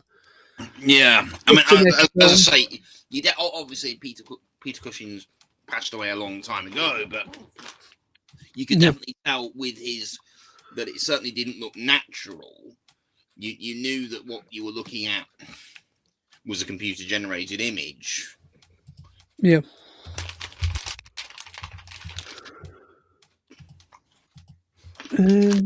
Just bear with me a moment. I'm just trying to find the next thing we want to talk about. See if I can find it. There we are. So just loading that up. Ready? All right. I'm gonna go get something in a second. So because I can't hear Lawrence again, so I'm going to get my earphones. Give me a sec. All right. I don't understand what's going on. She's having problems with her speakers and stuff at the moment. I don't understand why it's only you, Lawrence, you can't hear. It's really weird. Yeah, well, technology, isn't it? Yeah. Well, we've lost Sam again. Yeah. I don't understand it. I understand it's not his fault. It's technology, but for some reason, it's always Sam that seems to have a problem with connection and everything. It's really annoying. Trying to get all three of us together to do something is really difficult at the moment. Right, let me just get this sorted for the next.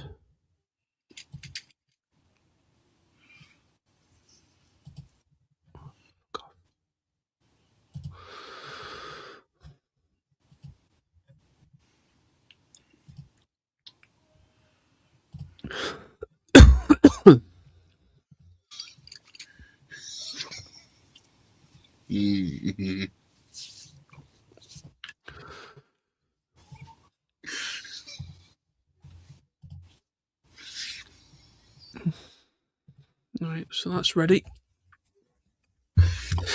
But yeah. Well, yeah, it's been a bit of a pear-shaped stream again, people. Yeah. I don't know what's going on. Technology has not been kind to us on Bronies UK, and I'm thinking somebody's trying to sabotage the Bronies UK, to be honest.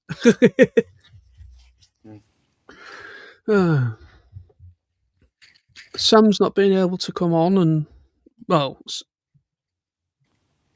Sam's gone again.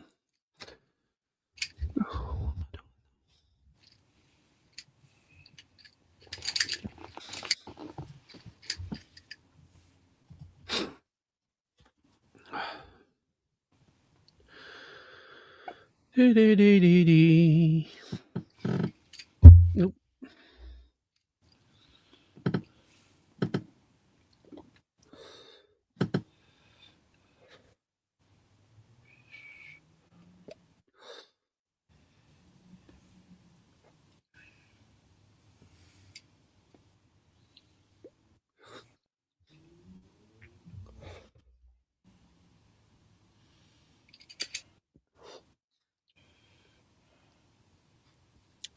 So then, Lawrence, what are you doing with your weekend then? Are you doing anything in particular, or? Well, it's the Market Harbour Carnival tomorrow. All right. I'll be maybe getting up in the morning to see the floats all go through town, and then maybe go down to the carnival ground for a bit, have a look around, have a hot dog. Oh, nice. And, other than that, nothing else planned. Yeah, I've got nothing planned at all this weekend. Yeah. That's usual for me. Funny thing around my hometown, I'm getting finding it hard to go anywhere because everyone's now recognising me from TikTok. Photos. You naughty boy. I just saw one of your TikToks of that gothic girl in the bar. Yeah. And I was like, I'm gonna come to Market Harbour. I'm gonna I'm gonna shadow you.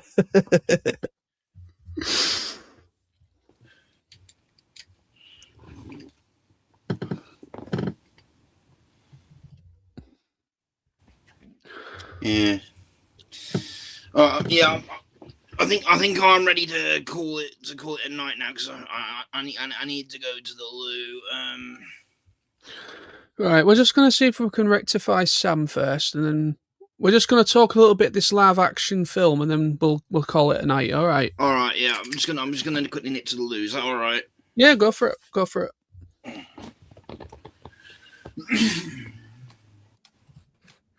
Right. Okay.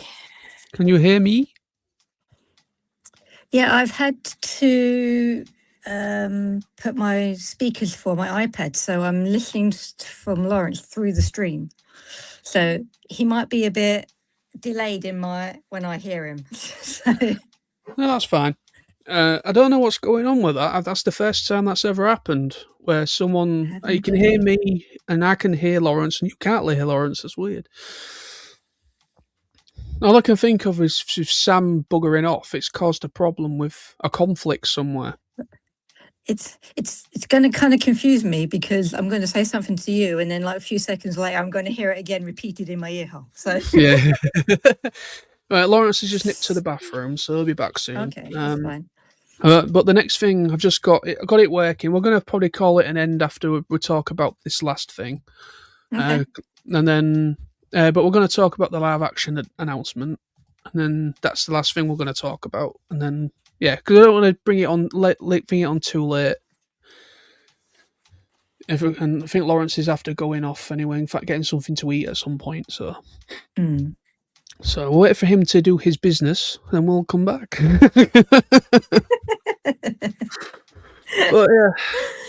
But yeah, so this whole AI thing we've just been talking about, I have a bit of a problem with it, and I think a lot of people do as well.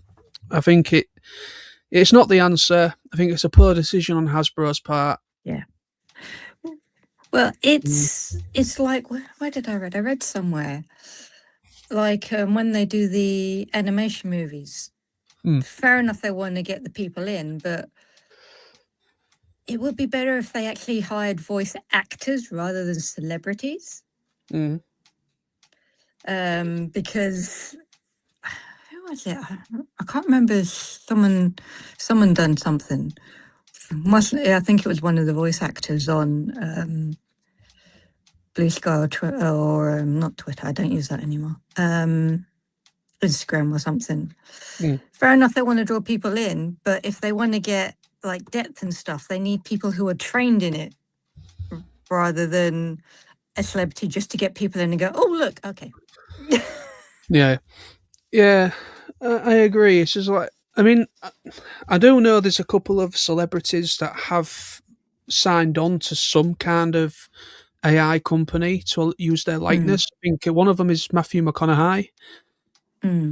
Apparently, he's signed on to allow it, and someone else as well, pretty big actor that's allowed their likeness to be used. And everybody else under SAG-AFTRA that are a union actor, same with the Voice Actors Guild as well. They're strongly, constantly doing picket lines against it and everything. Yeah. So, I mean, I know there's also something else. I know it's not pony related, but there's been a situation arose. Are you aware of a film called The Book of Life? An animated film. It's based in like Mexico about. I think I have been. Yeah. Yeah, it's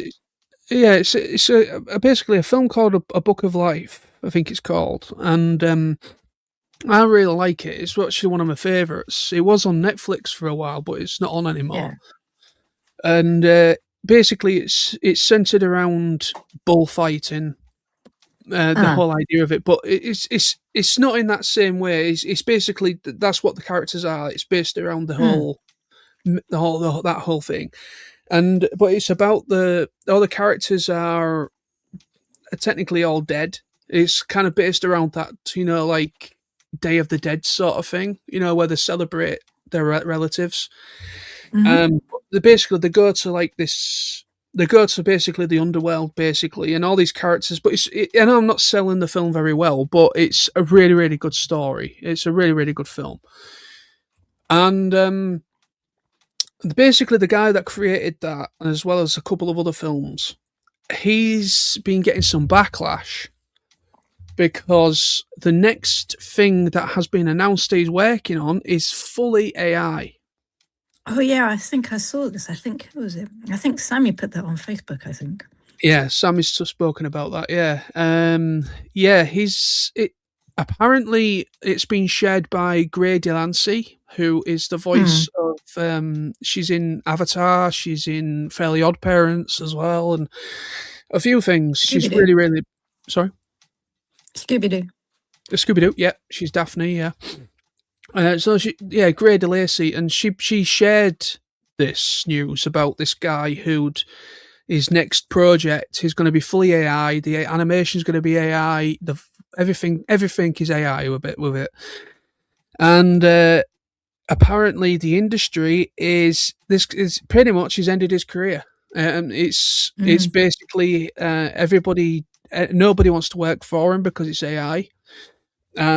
And basically his reputation has gone right down now. His reputation's gone down the shitter, to say it that way. So yeah, that anything AI is negative.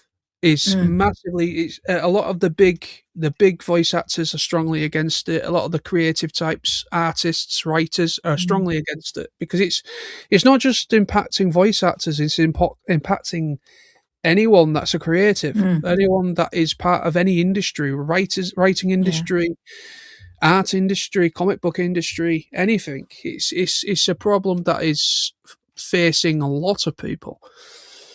So yeah, I'm strongly against it. I mean, even with music, because I've noticed bringing it back to the MLP community, bring it back to the MLP. No, the Brony, whatever you want to call it, Brony, Pegasister, whatever you want to associate as, or whatever. But anyway, so bringing it to the MLP community, I've noticed, I've been going through like people that we've used to follow and other people that are posting that we're probably not subscribed to. But you get kind of like hints of people to check out, don't you, on your YouTube usually.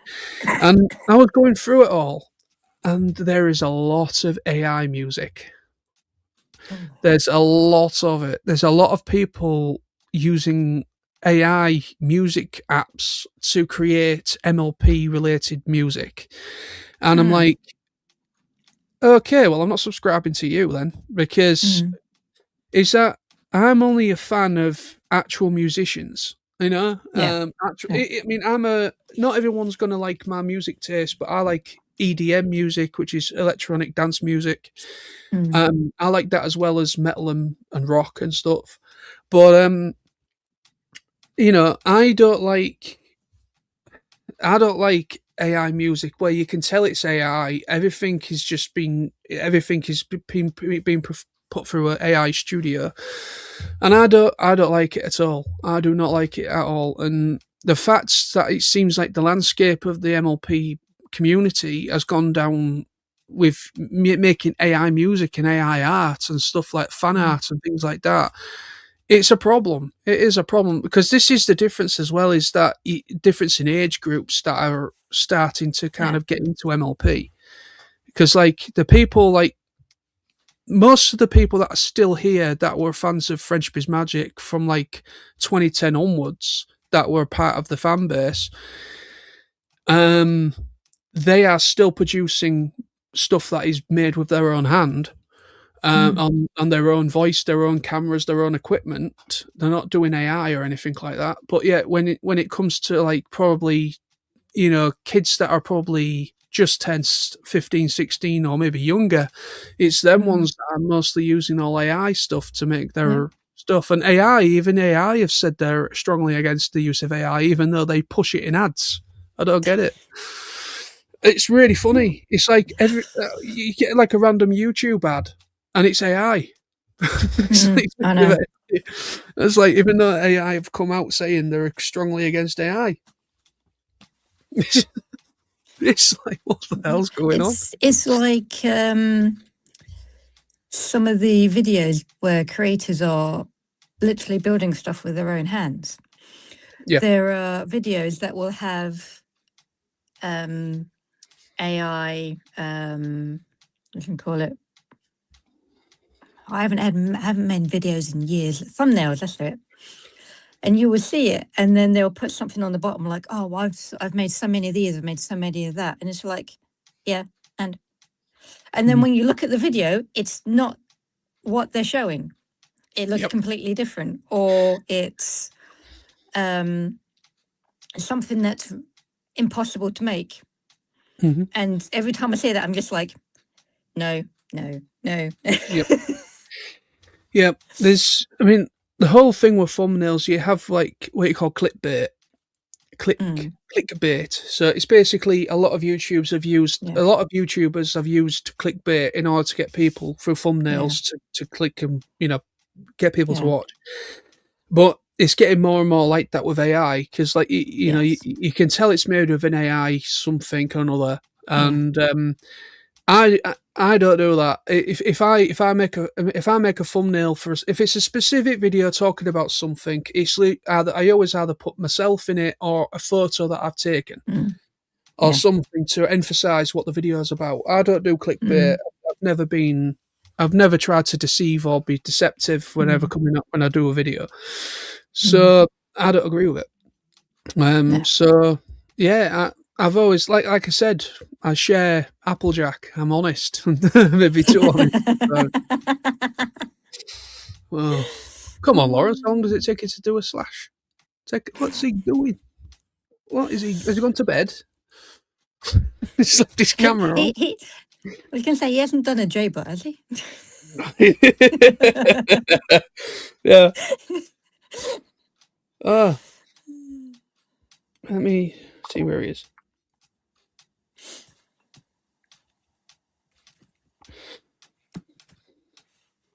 Because I just want to talk about this one last thing, and then we can call it a night. Because at the moment, we've done pretty well. We're coming up to 2 hours since we went live. So it's usually around about 2 hour mark. We usually say about knocking it on the head, unless there's nothing else to talk about. But it's gone pear-shaped again. I don't know what it is. Whenever we go live, it's so hard. It's been... This is like 3 weeks on the trot doing a live stream for this channel, trying to get Sam on. And if it's not, his computer goes kaput on him, or now it's always it's either the connection problem or his computer says no. And then my speaker is just like, no, we're not going to listen to Lawrence. It's like, no, I need to listen to what he's saying. It's almost as if people at Microsoft or at Google or something are saying, no more MLP. Fuck off. I don't understand it. I mean, if anyone's going to have a problem with technology, it's me, and I've had a pretty good go of it at the moment. Well, considering I had trouble actually accessing the link to this, I'm not surprised. I know. I mean, I don't understand it. I know technology is great when it works, and I know technology. Everyone's has problems with technology, but oh well. We'll try again another time to get Sam in. The other Sam, fake Sam. I mean, whenever we line up again, we can also get you back on sometime as well. Hopefully, it'll work for you better next time. I'll come pre-prepared next time. I'll have an earphone in. Come on, Lawrence. Unless he's gone for a cigarette or something. Maybe. Well, what we'll do is we'll just we'll move on, talk about the live action thing, and when Lawrence comes back, we'll bring him in and then see what he says. Otherwise, we're going to be waiting here forever. Right, let me bring it in. So this is on Equestria Daily, which shows it is legitimately shared with the world. I always use Equestria Daily for MLP related stuff. So, okay, right, let's make sure this is working, and it is projecting. Lovely. Let's bring us all in. Right, so this is the next thing I want to talk about. So there's a live-action MLP movie in the works from Amazon MGM Studios. So this is going to probably be an Amazon exclusive thing. More than likely. So then, obviously, I don't know whether this is obviously the image that they've chosen for this link, because obviously Friendship is Magic. So if it is going to be G4 related, this live action, I'll be very surprised if it's a movie where they bring the G4 characters back. That would be interesting. But anyway, so the article says apparently we are getting live action Pony. This was shared by a user called Sophisto. So it says I don't know how that's going to work, but apparently the Insider has announced that a new movie is already in the works from Hasbro and Amazon MGM Studios. Are we getting literal horses or some kind of human world thing like Pokemon movie from a while back? I suppose we will find out soon. Thanks to whatever. So that's basically all it says. It's a very small article, but it's just an announcement saying that Hasbro and Amazon MGM Studios are working on a live-action MLP movie. So, yeah, what are thoughts of people? Let's bring Lawrence back into it. Get his mic back on. You muted me, of course. Yeah, sorry about that. Yeah, I've got you back now. But yeah, so we're just talking about the live-action MLP movie, Lawrence. What's your thoughts on it? Personally, I think it could, if it's done properly, it would be interesting to see a live action version of MLP characters, whatever generation it may be, whether it be something completely new or related to Gen 4.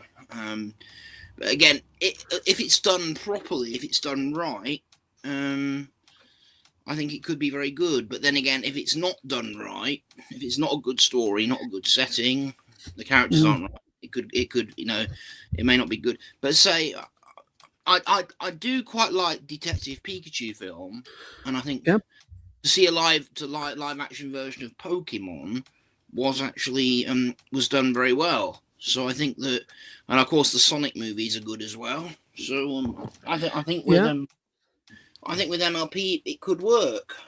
And of course most of the Transformers live action movies are okay in my opinion. So it does, like I say, it does completely depend. I mean, we're gonna let Sam say what she wants to say in regards to this, and I'll say what I want to say. So what do you think about this, Sam? Sorry, I'm still listening to Lawrence from the street.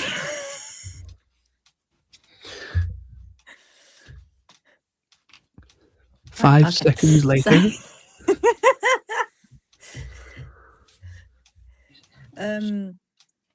Yeah, well, I was reading up on it while you were mentioning it, and I was just like, oh yeah. So according to what I was reading, they've got no directors, no cast, no script, no nothing. They're just in early development, and it's like, So how exactly are they doing ponies?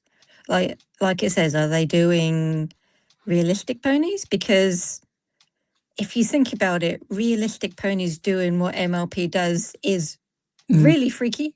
I don't think that's how they should do it. If they did it in the style, say, of the Sonic movie. Yeah, it all depends on how they do it, really. Yeah, so it will be interesting to see how this develops. I wouldn't like to see like a character of like regular ponies in the real world. Obviously, they might have the ability to talk, but engaging regularly with humans. Because another thing, one of the reasons why I don't think I could find G1 at all appealing was because the inclusion of the Megan character was kind of something I really didn't get. You know, what was the point of including a human character? Well, obviously, back in the 80s, I think having a human character was a way for them to probably try to... I don't know. Having a human character in G1 was probably Hasbro's way of trying to market it more. I don't know. But I don't know how this is going to work. How this could work, it depends how it's handled. Yeah, exactly. That's what I mean. You know, I'd say what I really wouldn't want in terms of an MLP movie is just like, you know, obviously a story evolving around, you know, a very realistic looking pony. I say if it was done like the style of how like Detective Pikachu and how the Sonic films were done, where they could be like CGI characters, maybe engaging with humans, if they were going to include humans in it, it could work. As I say, maybe if it was like a story of somehow the ponies find their way from Equestria to the real world or something like that.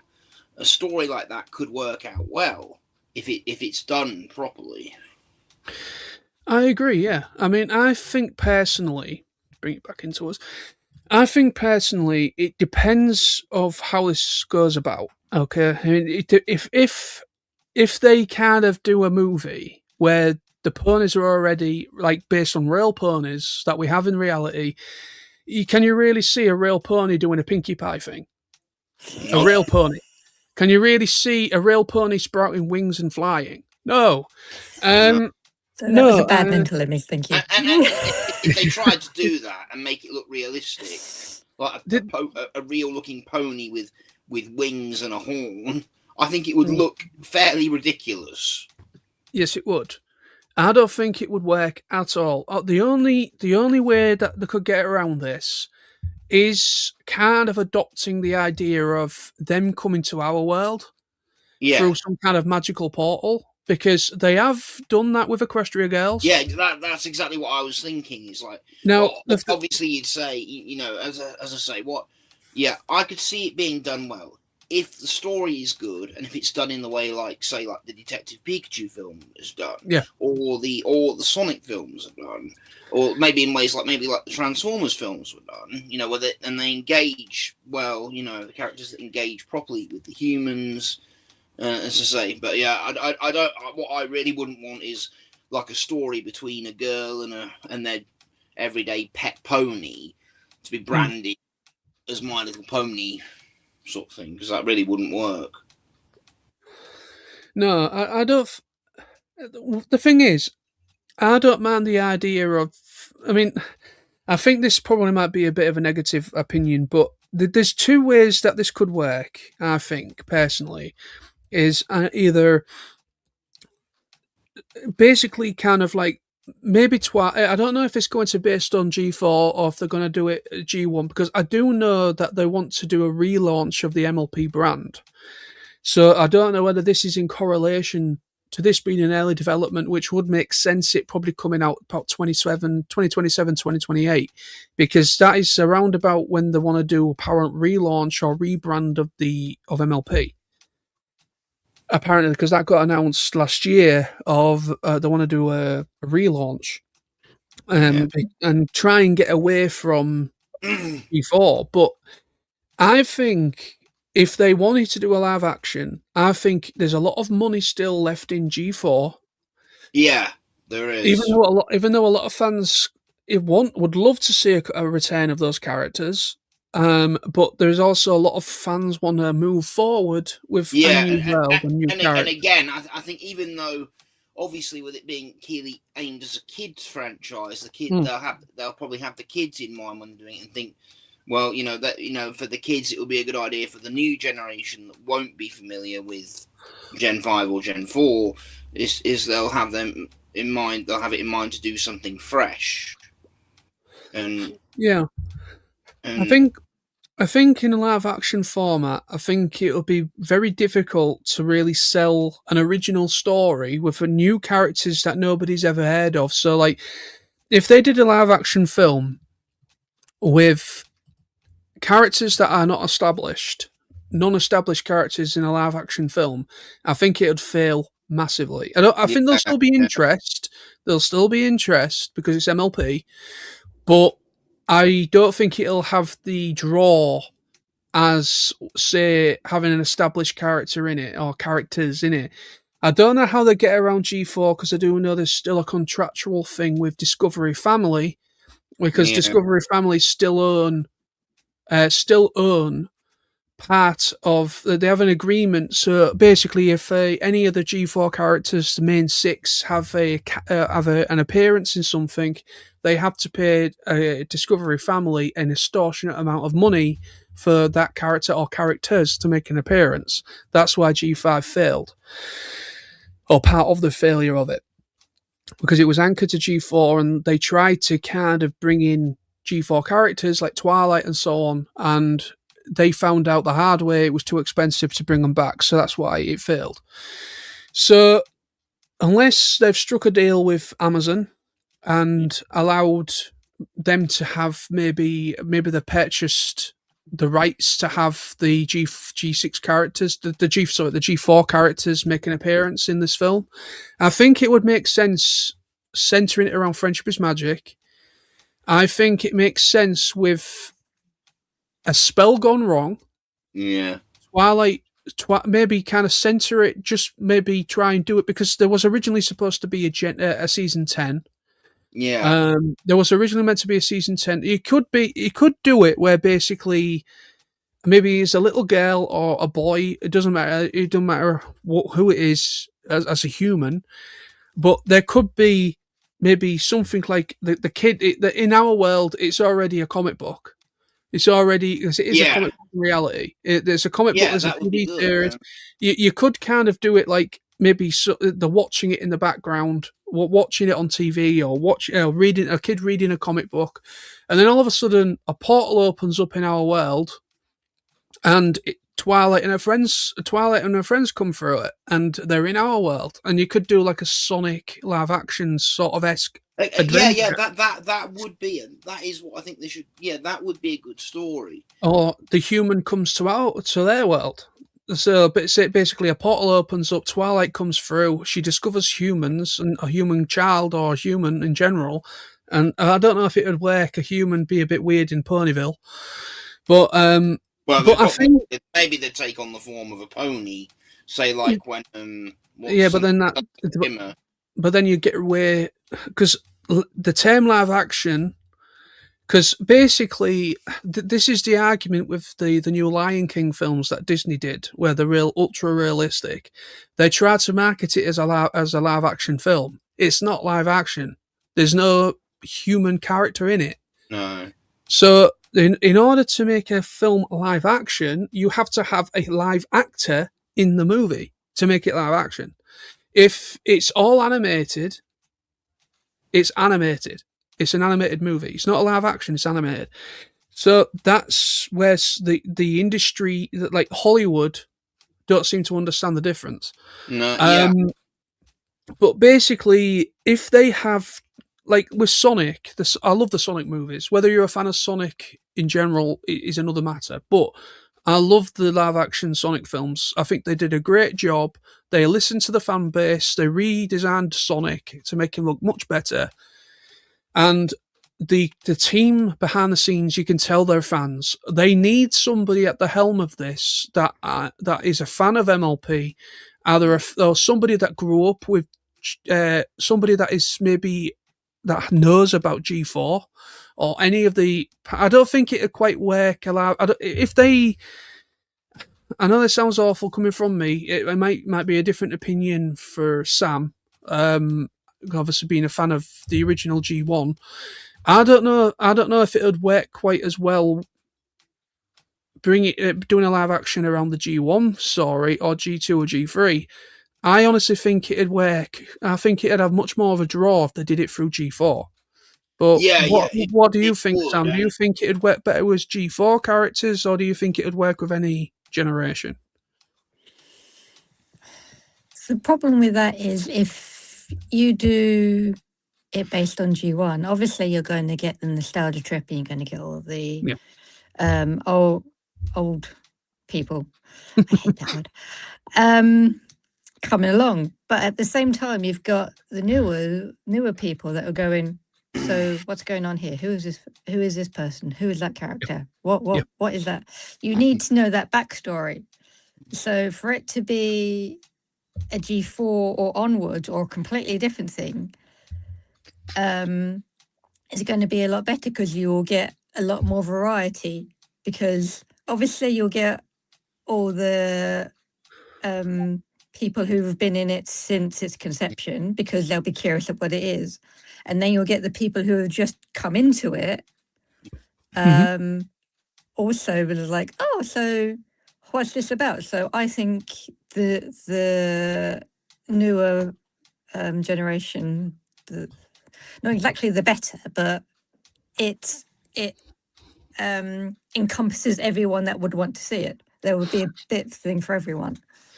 Yeah, I agree what you're saying. There'll be like some kind of a nostalgic thing, but I think it'll be a big gamble.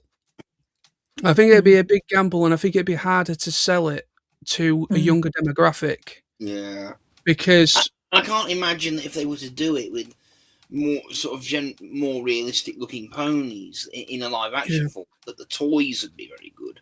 And obviously that's what the main, I think probably the main selling point of it will be for Hasbro. Well, yeah, I mean, obviously obviously Hasbro's the toy company. They're not an entertainment company. They're a toy company. So they just put their label on it, their name on it, because it's a Hasbro property. But they don't produce stuff in house, as in animation or whatever. But it's a marketing thing. They want to make toys. So I think the thing is, and I think if they did, I think G4 would work better in live action if they did it with, like, either they come through a portal and they come into our world, or I don't know, however they want to do it, because that would kind of be a little bit of a copycat thing with Sonic, because they did that with the Sonic films where the owl character, I've forgotten her name, but the owl character in the first one, she basically throws one of the magic rings and Sonic runs through it and he ends up in our world. That's how he ends up in our world. So that would kind of be kind of a copycat thing if they did it, but it makes more sense it either being either Starlight Glimmer or Twilight Sparkle, one of the one of the characters that are more magic abilited. It makes more sense being Twilight making a mistake with a spell. She finds a spell in an old book or something, and she casts this spell, or they bring it in canon again with the Equestria Girl with that mirror. Yeah. Because they've already done that thing where with Equestria Girls, where they go through that mirror and they end up in our world, and it's the human variants of the characters. Even though I'm a big fan of Equestria Girls as well, I like them as well. But they've done that. Yeah. They've done that whole thing of multi-dimensional travel. So it makes kind of sense it being centered around G4 because they've already established that part of the canon. It's all canon. Equestria Girls and French was Magic are both canon. They all parallel to one another. So it's kind of like this could end up being. They might have to kind of. They might have to establish it at a certain time point. I don't know whether they'd have to be careful because Frenchman's Magic started in 2010. I think it would be a bit too early to do a film centered. Say like in the movie like Our World, it's 2010. I don't think it would quite work because Twilight in 2010 didn't have her wings yet. She didn't want fully developed. Yeah, that's what I mean. Yeah. So I think. Yeah, they'd have to do it at a certain time point of the Friendship is Magic continuity for it to work. Because, say, like, I don't know, anything after 2013-14 would be perfect because Twilight has her wings then. She's developed more as a magic user. So you would have to have Twilight as the Twilight we know, not like in season 9 at the end when she's a little bit like Celestia, where she's become much more... She's fully grown and she's become more of like a celestial being. So I don't think it would work seeing Twilight in live action as a celestial being like Luna. No, Luna and Celestia. So I think they'd have to be very... Yeah, there's a lot of elements at play to make this work. I think it would make sense and more of a marketing thing. Also, you could see it as nostalgic as well to some people. That I think a live action film using G4 characters would make more sense, more profitable. You get a lot of interest in it from people that were part of the Brony and Pegasister movement or whatever. You'd also probably get a lot of interest through the G5 continuity because they're both connected in a certain way as well. So, yeah, I don't know. It's too early to really speculate at this moment. I think we'll probably might find something out more next year. But I'm wondering if this live action movie is sort of kind of where they want to go down. Because they always wanted to make they wanted to make a sequel to the 2017 film. When they did the 2017 film for G4, that did very well. It did really, really well, even though there was a problem where it got leaked well before it came out, which did hurt its box office revenue a little bit, but it still made money, still made bank, it still did well. But they always wanted to do. They originally were going to do another film, feature film for the cinema, for the movies, and they always wanted to do that, but it never happened, and they ended up finishing it at season 9, even though they originally were going to do 10 seasons. So, yeah, I think this is a good way to sort of maybe give the fans something they never had. Because apparently there's a lot of drafts, there's a lot of character designs, there's a lot of stuff never being used. That was abandoned because they just pulled the plug on it after 9 seasons, or for 9 seasons only. So there was stuff going to happen. There was stuff drafted up for a season 10. There was stuff drafted up for a little bit more of Equestria Girls. There was still a lot in development that was meant to happen because the writers later confirmed there was still a lot of stuff in the pipeline. So, but Hasbro just yanked the plug from it and said, no, we're moving forward. And then G5 got announced and that became a flop. So, yeah. But yeah, so we're going to just do last minute rounds of opinions and stuff, and then we'll call it a night, I think, because we're 2.5 hours nearly. Yeah. Wow. But yeah, so what are closing thoughts then? What do you think about this live action idea, and do you think it'd work if they executed it in a certain way? Yeah, as I say, if they get it right, they get the story right, they get the characters right, whatever characters they use, however they're portrayed, whatever the setting is, if it's done properly, if time is taken, they get a proper story, the setting right so it looks good, and of course the right casting is a point of it. It all depends. It could either be really good, or it could be okay, or it could either be complete crap. Yeah. How about waiting for you to hear what you just said?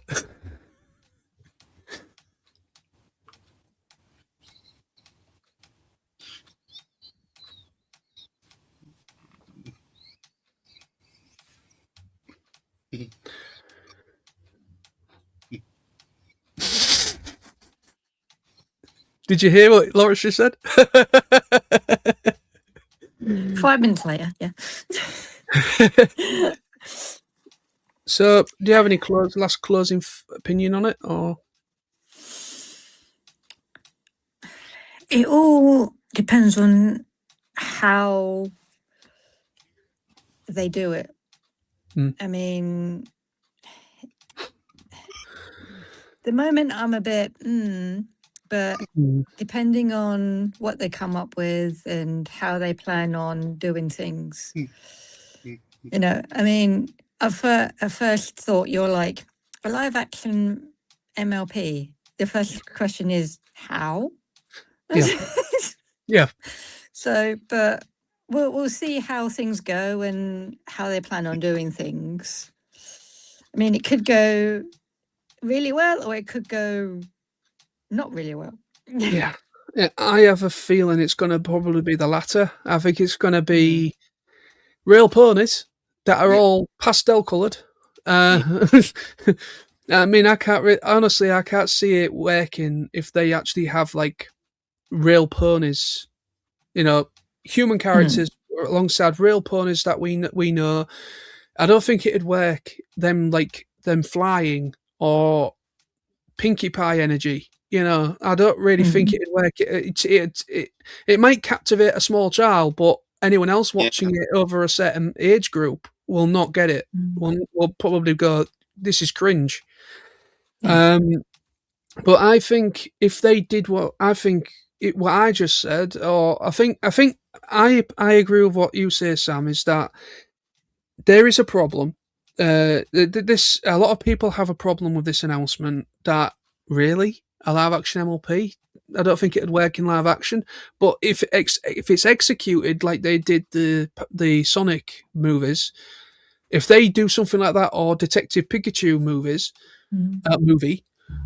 if they do it in that way, then it works. It should work. But it depends as well what continuity of characters they want to adapt in it. Whether they want to do the G4 ones, which I think would be more profitable. I personally think would get more of a draw, more interest if they did the G4 ones. Personally, because I just think that's what. But if they did G1, it will alienate the younger generation. Yes, because definitely. because I know a lot of fans a lot of people that are fans of G4 have tried to watch the previous generations, G3, G2, and G1. They cannot get into them. It's echoed through a lot of people that have said the same thing. Even what me and Sam said. Yeah. I think it would be good. Maybe have it primarily focused on the G4 characters, mainly because that will bring in the biggest audience and all the interest. But maybe for the older gen fans, have references to the previous generations. I mean, kind of like what they did with the 2017 Power Rangers film, as it was mainly based on the Mighty Morphin story. But they were actually sort of hidden little references to other seasons in Power Rangers. Yeah. So that should be something, that might be something, might work. Is have it primarily based on the G4 characters. But have references and Easter eggs in there for the older fans. Well, the thing is, G4 did a great thing of reigniting that spark for MLP for people that were there for G1. So, like the original MLP fans that grew up with G1, G2, and G3, it reignited the spark for them, but it also got a new generation of fans in at the same time. That's why G4 was such a phenomenon, because it was the first type of animation for a long time that really captivated both sides of the fan base.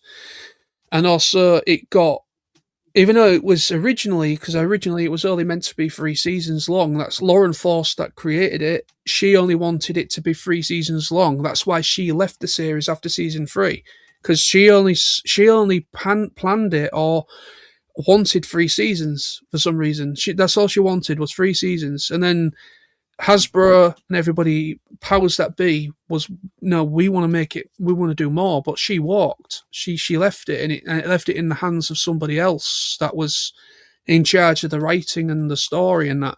So she left it and moved on to other things. So it was originally meant to be 3 seasons, and it just became a phenomenon because I think it was around around about season 3 is when a lot more attention started to come to it.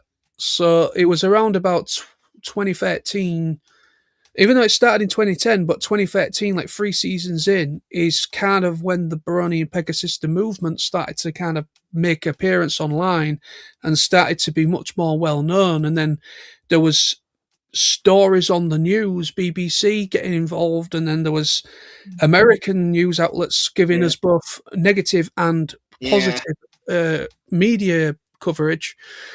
So it was kind of like, that was kind of like, I would say kind of, I think it makes sense if they did a live action, probably doing it around about 2013, 2014 time, in that ballpark, because that would be perfect, because that is when the bubble really burst, and that is the point where that series got really popular, and it's also when Twilight got her wings.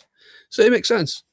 I think if they established it like it's about 2013-14 time in our world when they come through, it makes sense, because Twilight is still figuring out her abilities at that time. Or potentially a way around that to avoid it. They could still have it be the Gen 4 characters as kind of we know them, but they could just have the pony world and our world be a completely separate continuity from the series, so they can kind of do what they want, with them. So maybe if you had, whether or not you had Twilight with her wings or without her wings, they could just argue, well, it's not in both cases of both the real world and the pony world. It could just be a different continuity. Yeah, maybe. I mean, they could either make it canon, or they could just make it some bonus adventure using those characters. But I mean, they could easily make it canon. Like I said, they can use that mirror that they use for Equestria Girls. Maybe something happens with it. Maybe Twilight thinks she's going to go back to Canterlot High in Equestria Girl continuity, but she ends up going somewhere else. And then all of her friends follow her because, I don't know. There's a lot of ways that they could do it. Whoever works on this as a writer, I think it'd be great if it's one of the writers that actually worked on Friendship is Magic, that understands how it went. Or whoever is directing this is an actual fan of it, that gets it. Like with the Sonic films, they get it. That the director's is a huge fan of the games and so on. And then you've got all the creatives and everyone behind the scenes that brought it to life. They're all fans. That's why those films are so well made. And also they've got really good references to the games and to other animated series as well. That's part of Sonic. So it could work, or it could be a complete flop. But time shall tell. Time will tell. But anyways, I think that is a great way to close out. But I think. Yep. So I'm going to just say real quickly thank you to BT14 for joining us again. BT14. And I just want to say thanks to Sam, even though he bowed out very prematurely. Yeah, well, it's good to finally have all the three of us back. We sort of had Sam on the stream, the fake Sam, by the way, not the good Sam, the fake Sam. He did come in. Unfortunately, he had connection problems and he bowed out. But it's been brilliant to have Sam, our friend Sam, aka Silvermoon, good to on see the you, stream Sam. with us. Thanks for joining us. Of course, so, we'll all be seeing each other in person in about 7 weeks now. Well, not all of us. What? I'm not going to UK. Oh, the Oh, TF TF Nation. Nation. Sorry, yeah, TF Nation. Yeah, we'll be at TF Nation, but I'm not doing UK PonyCon again this year, so I'm not going to be there. But unfortunately, so UK PonyCon is going to be Sam and Lawrence. Yeah. They'll be going to that. I'm going to try and go to UK PonyCon next year if I can help, if I can get there, if the dates coincide with what I'm available to take off. But anyway, so thanks for joining us, Sam Silvermoon. Thank you very much for coming on. Nice to have you on here, Sam. Welcome. And we shall see you when. Of course, yes. As I say, by the way, I get to sort of thank you in person that you have done a fantastic job with the Maud plush. Though, of course, I've told you on Messenger time and time again. But there's a slight delay, Lawrence, of what you're. Can't wait to receive her. Basically, he just said thank you for the Maud plush. Oh. Yeah, he was just thanking you about the Maud plush.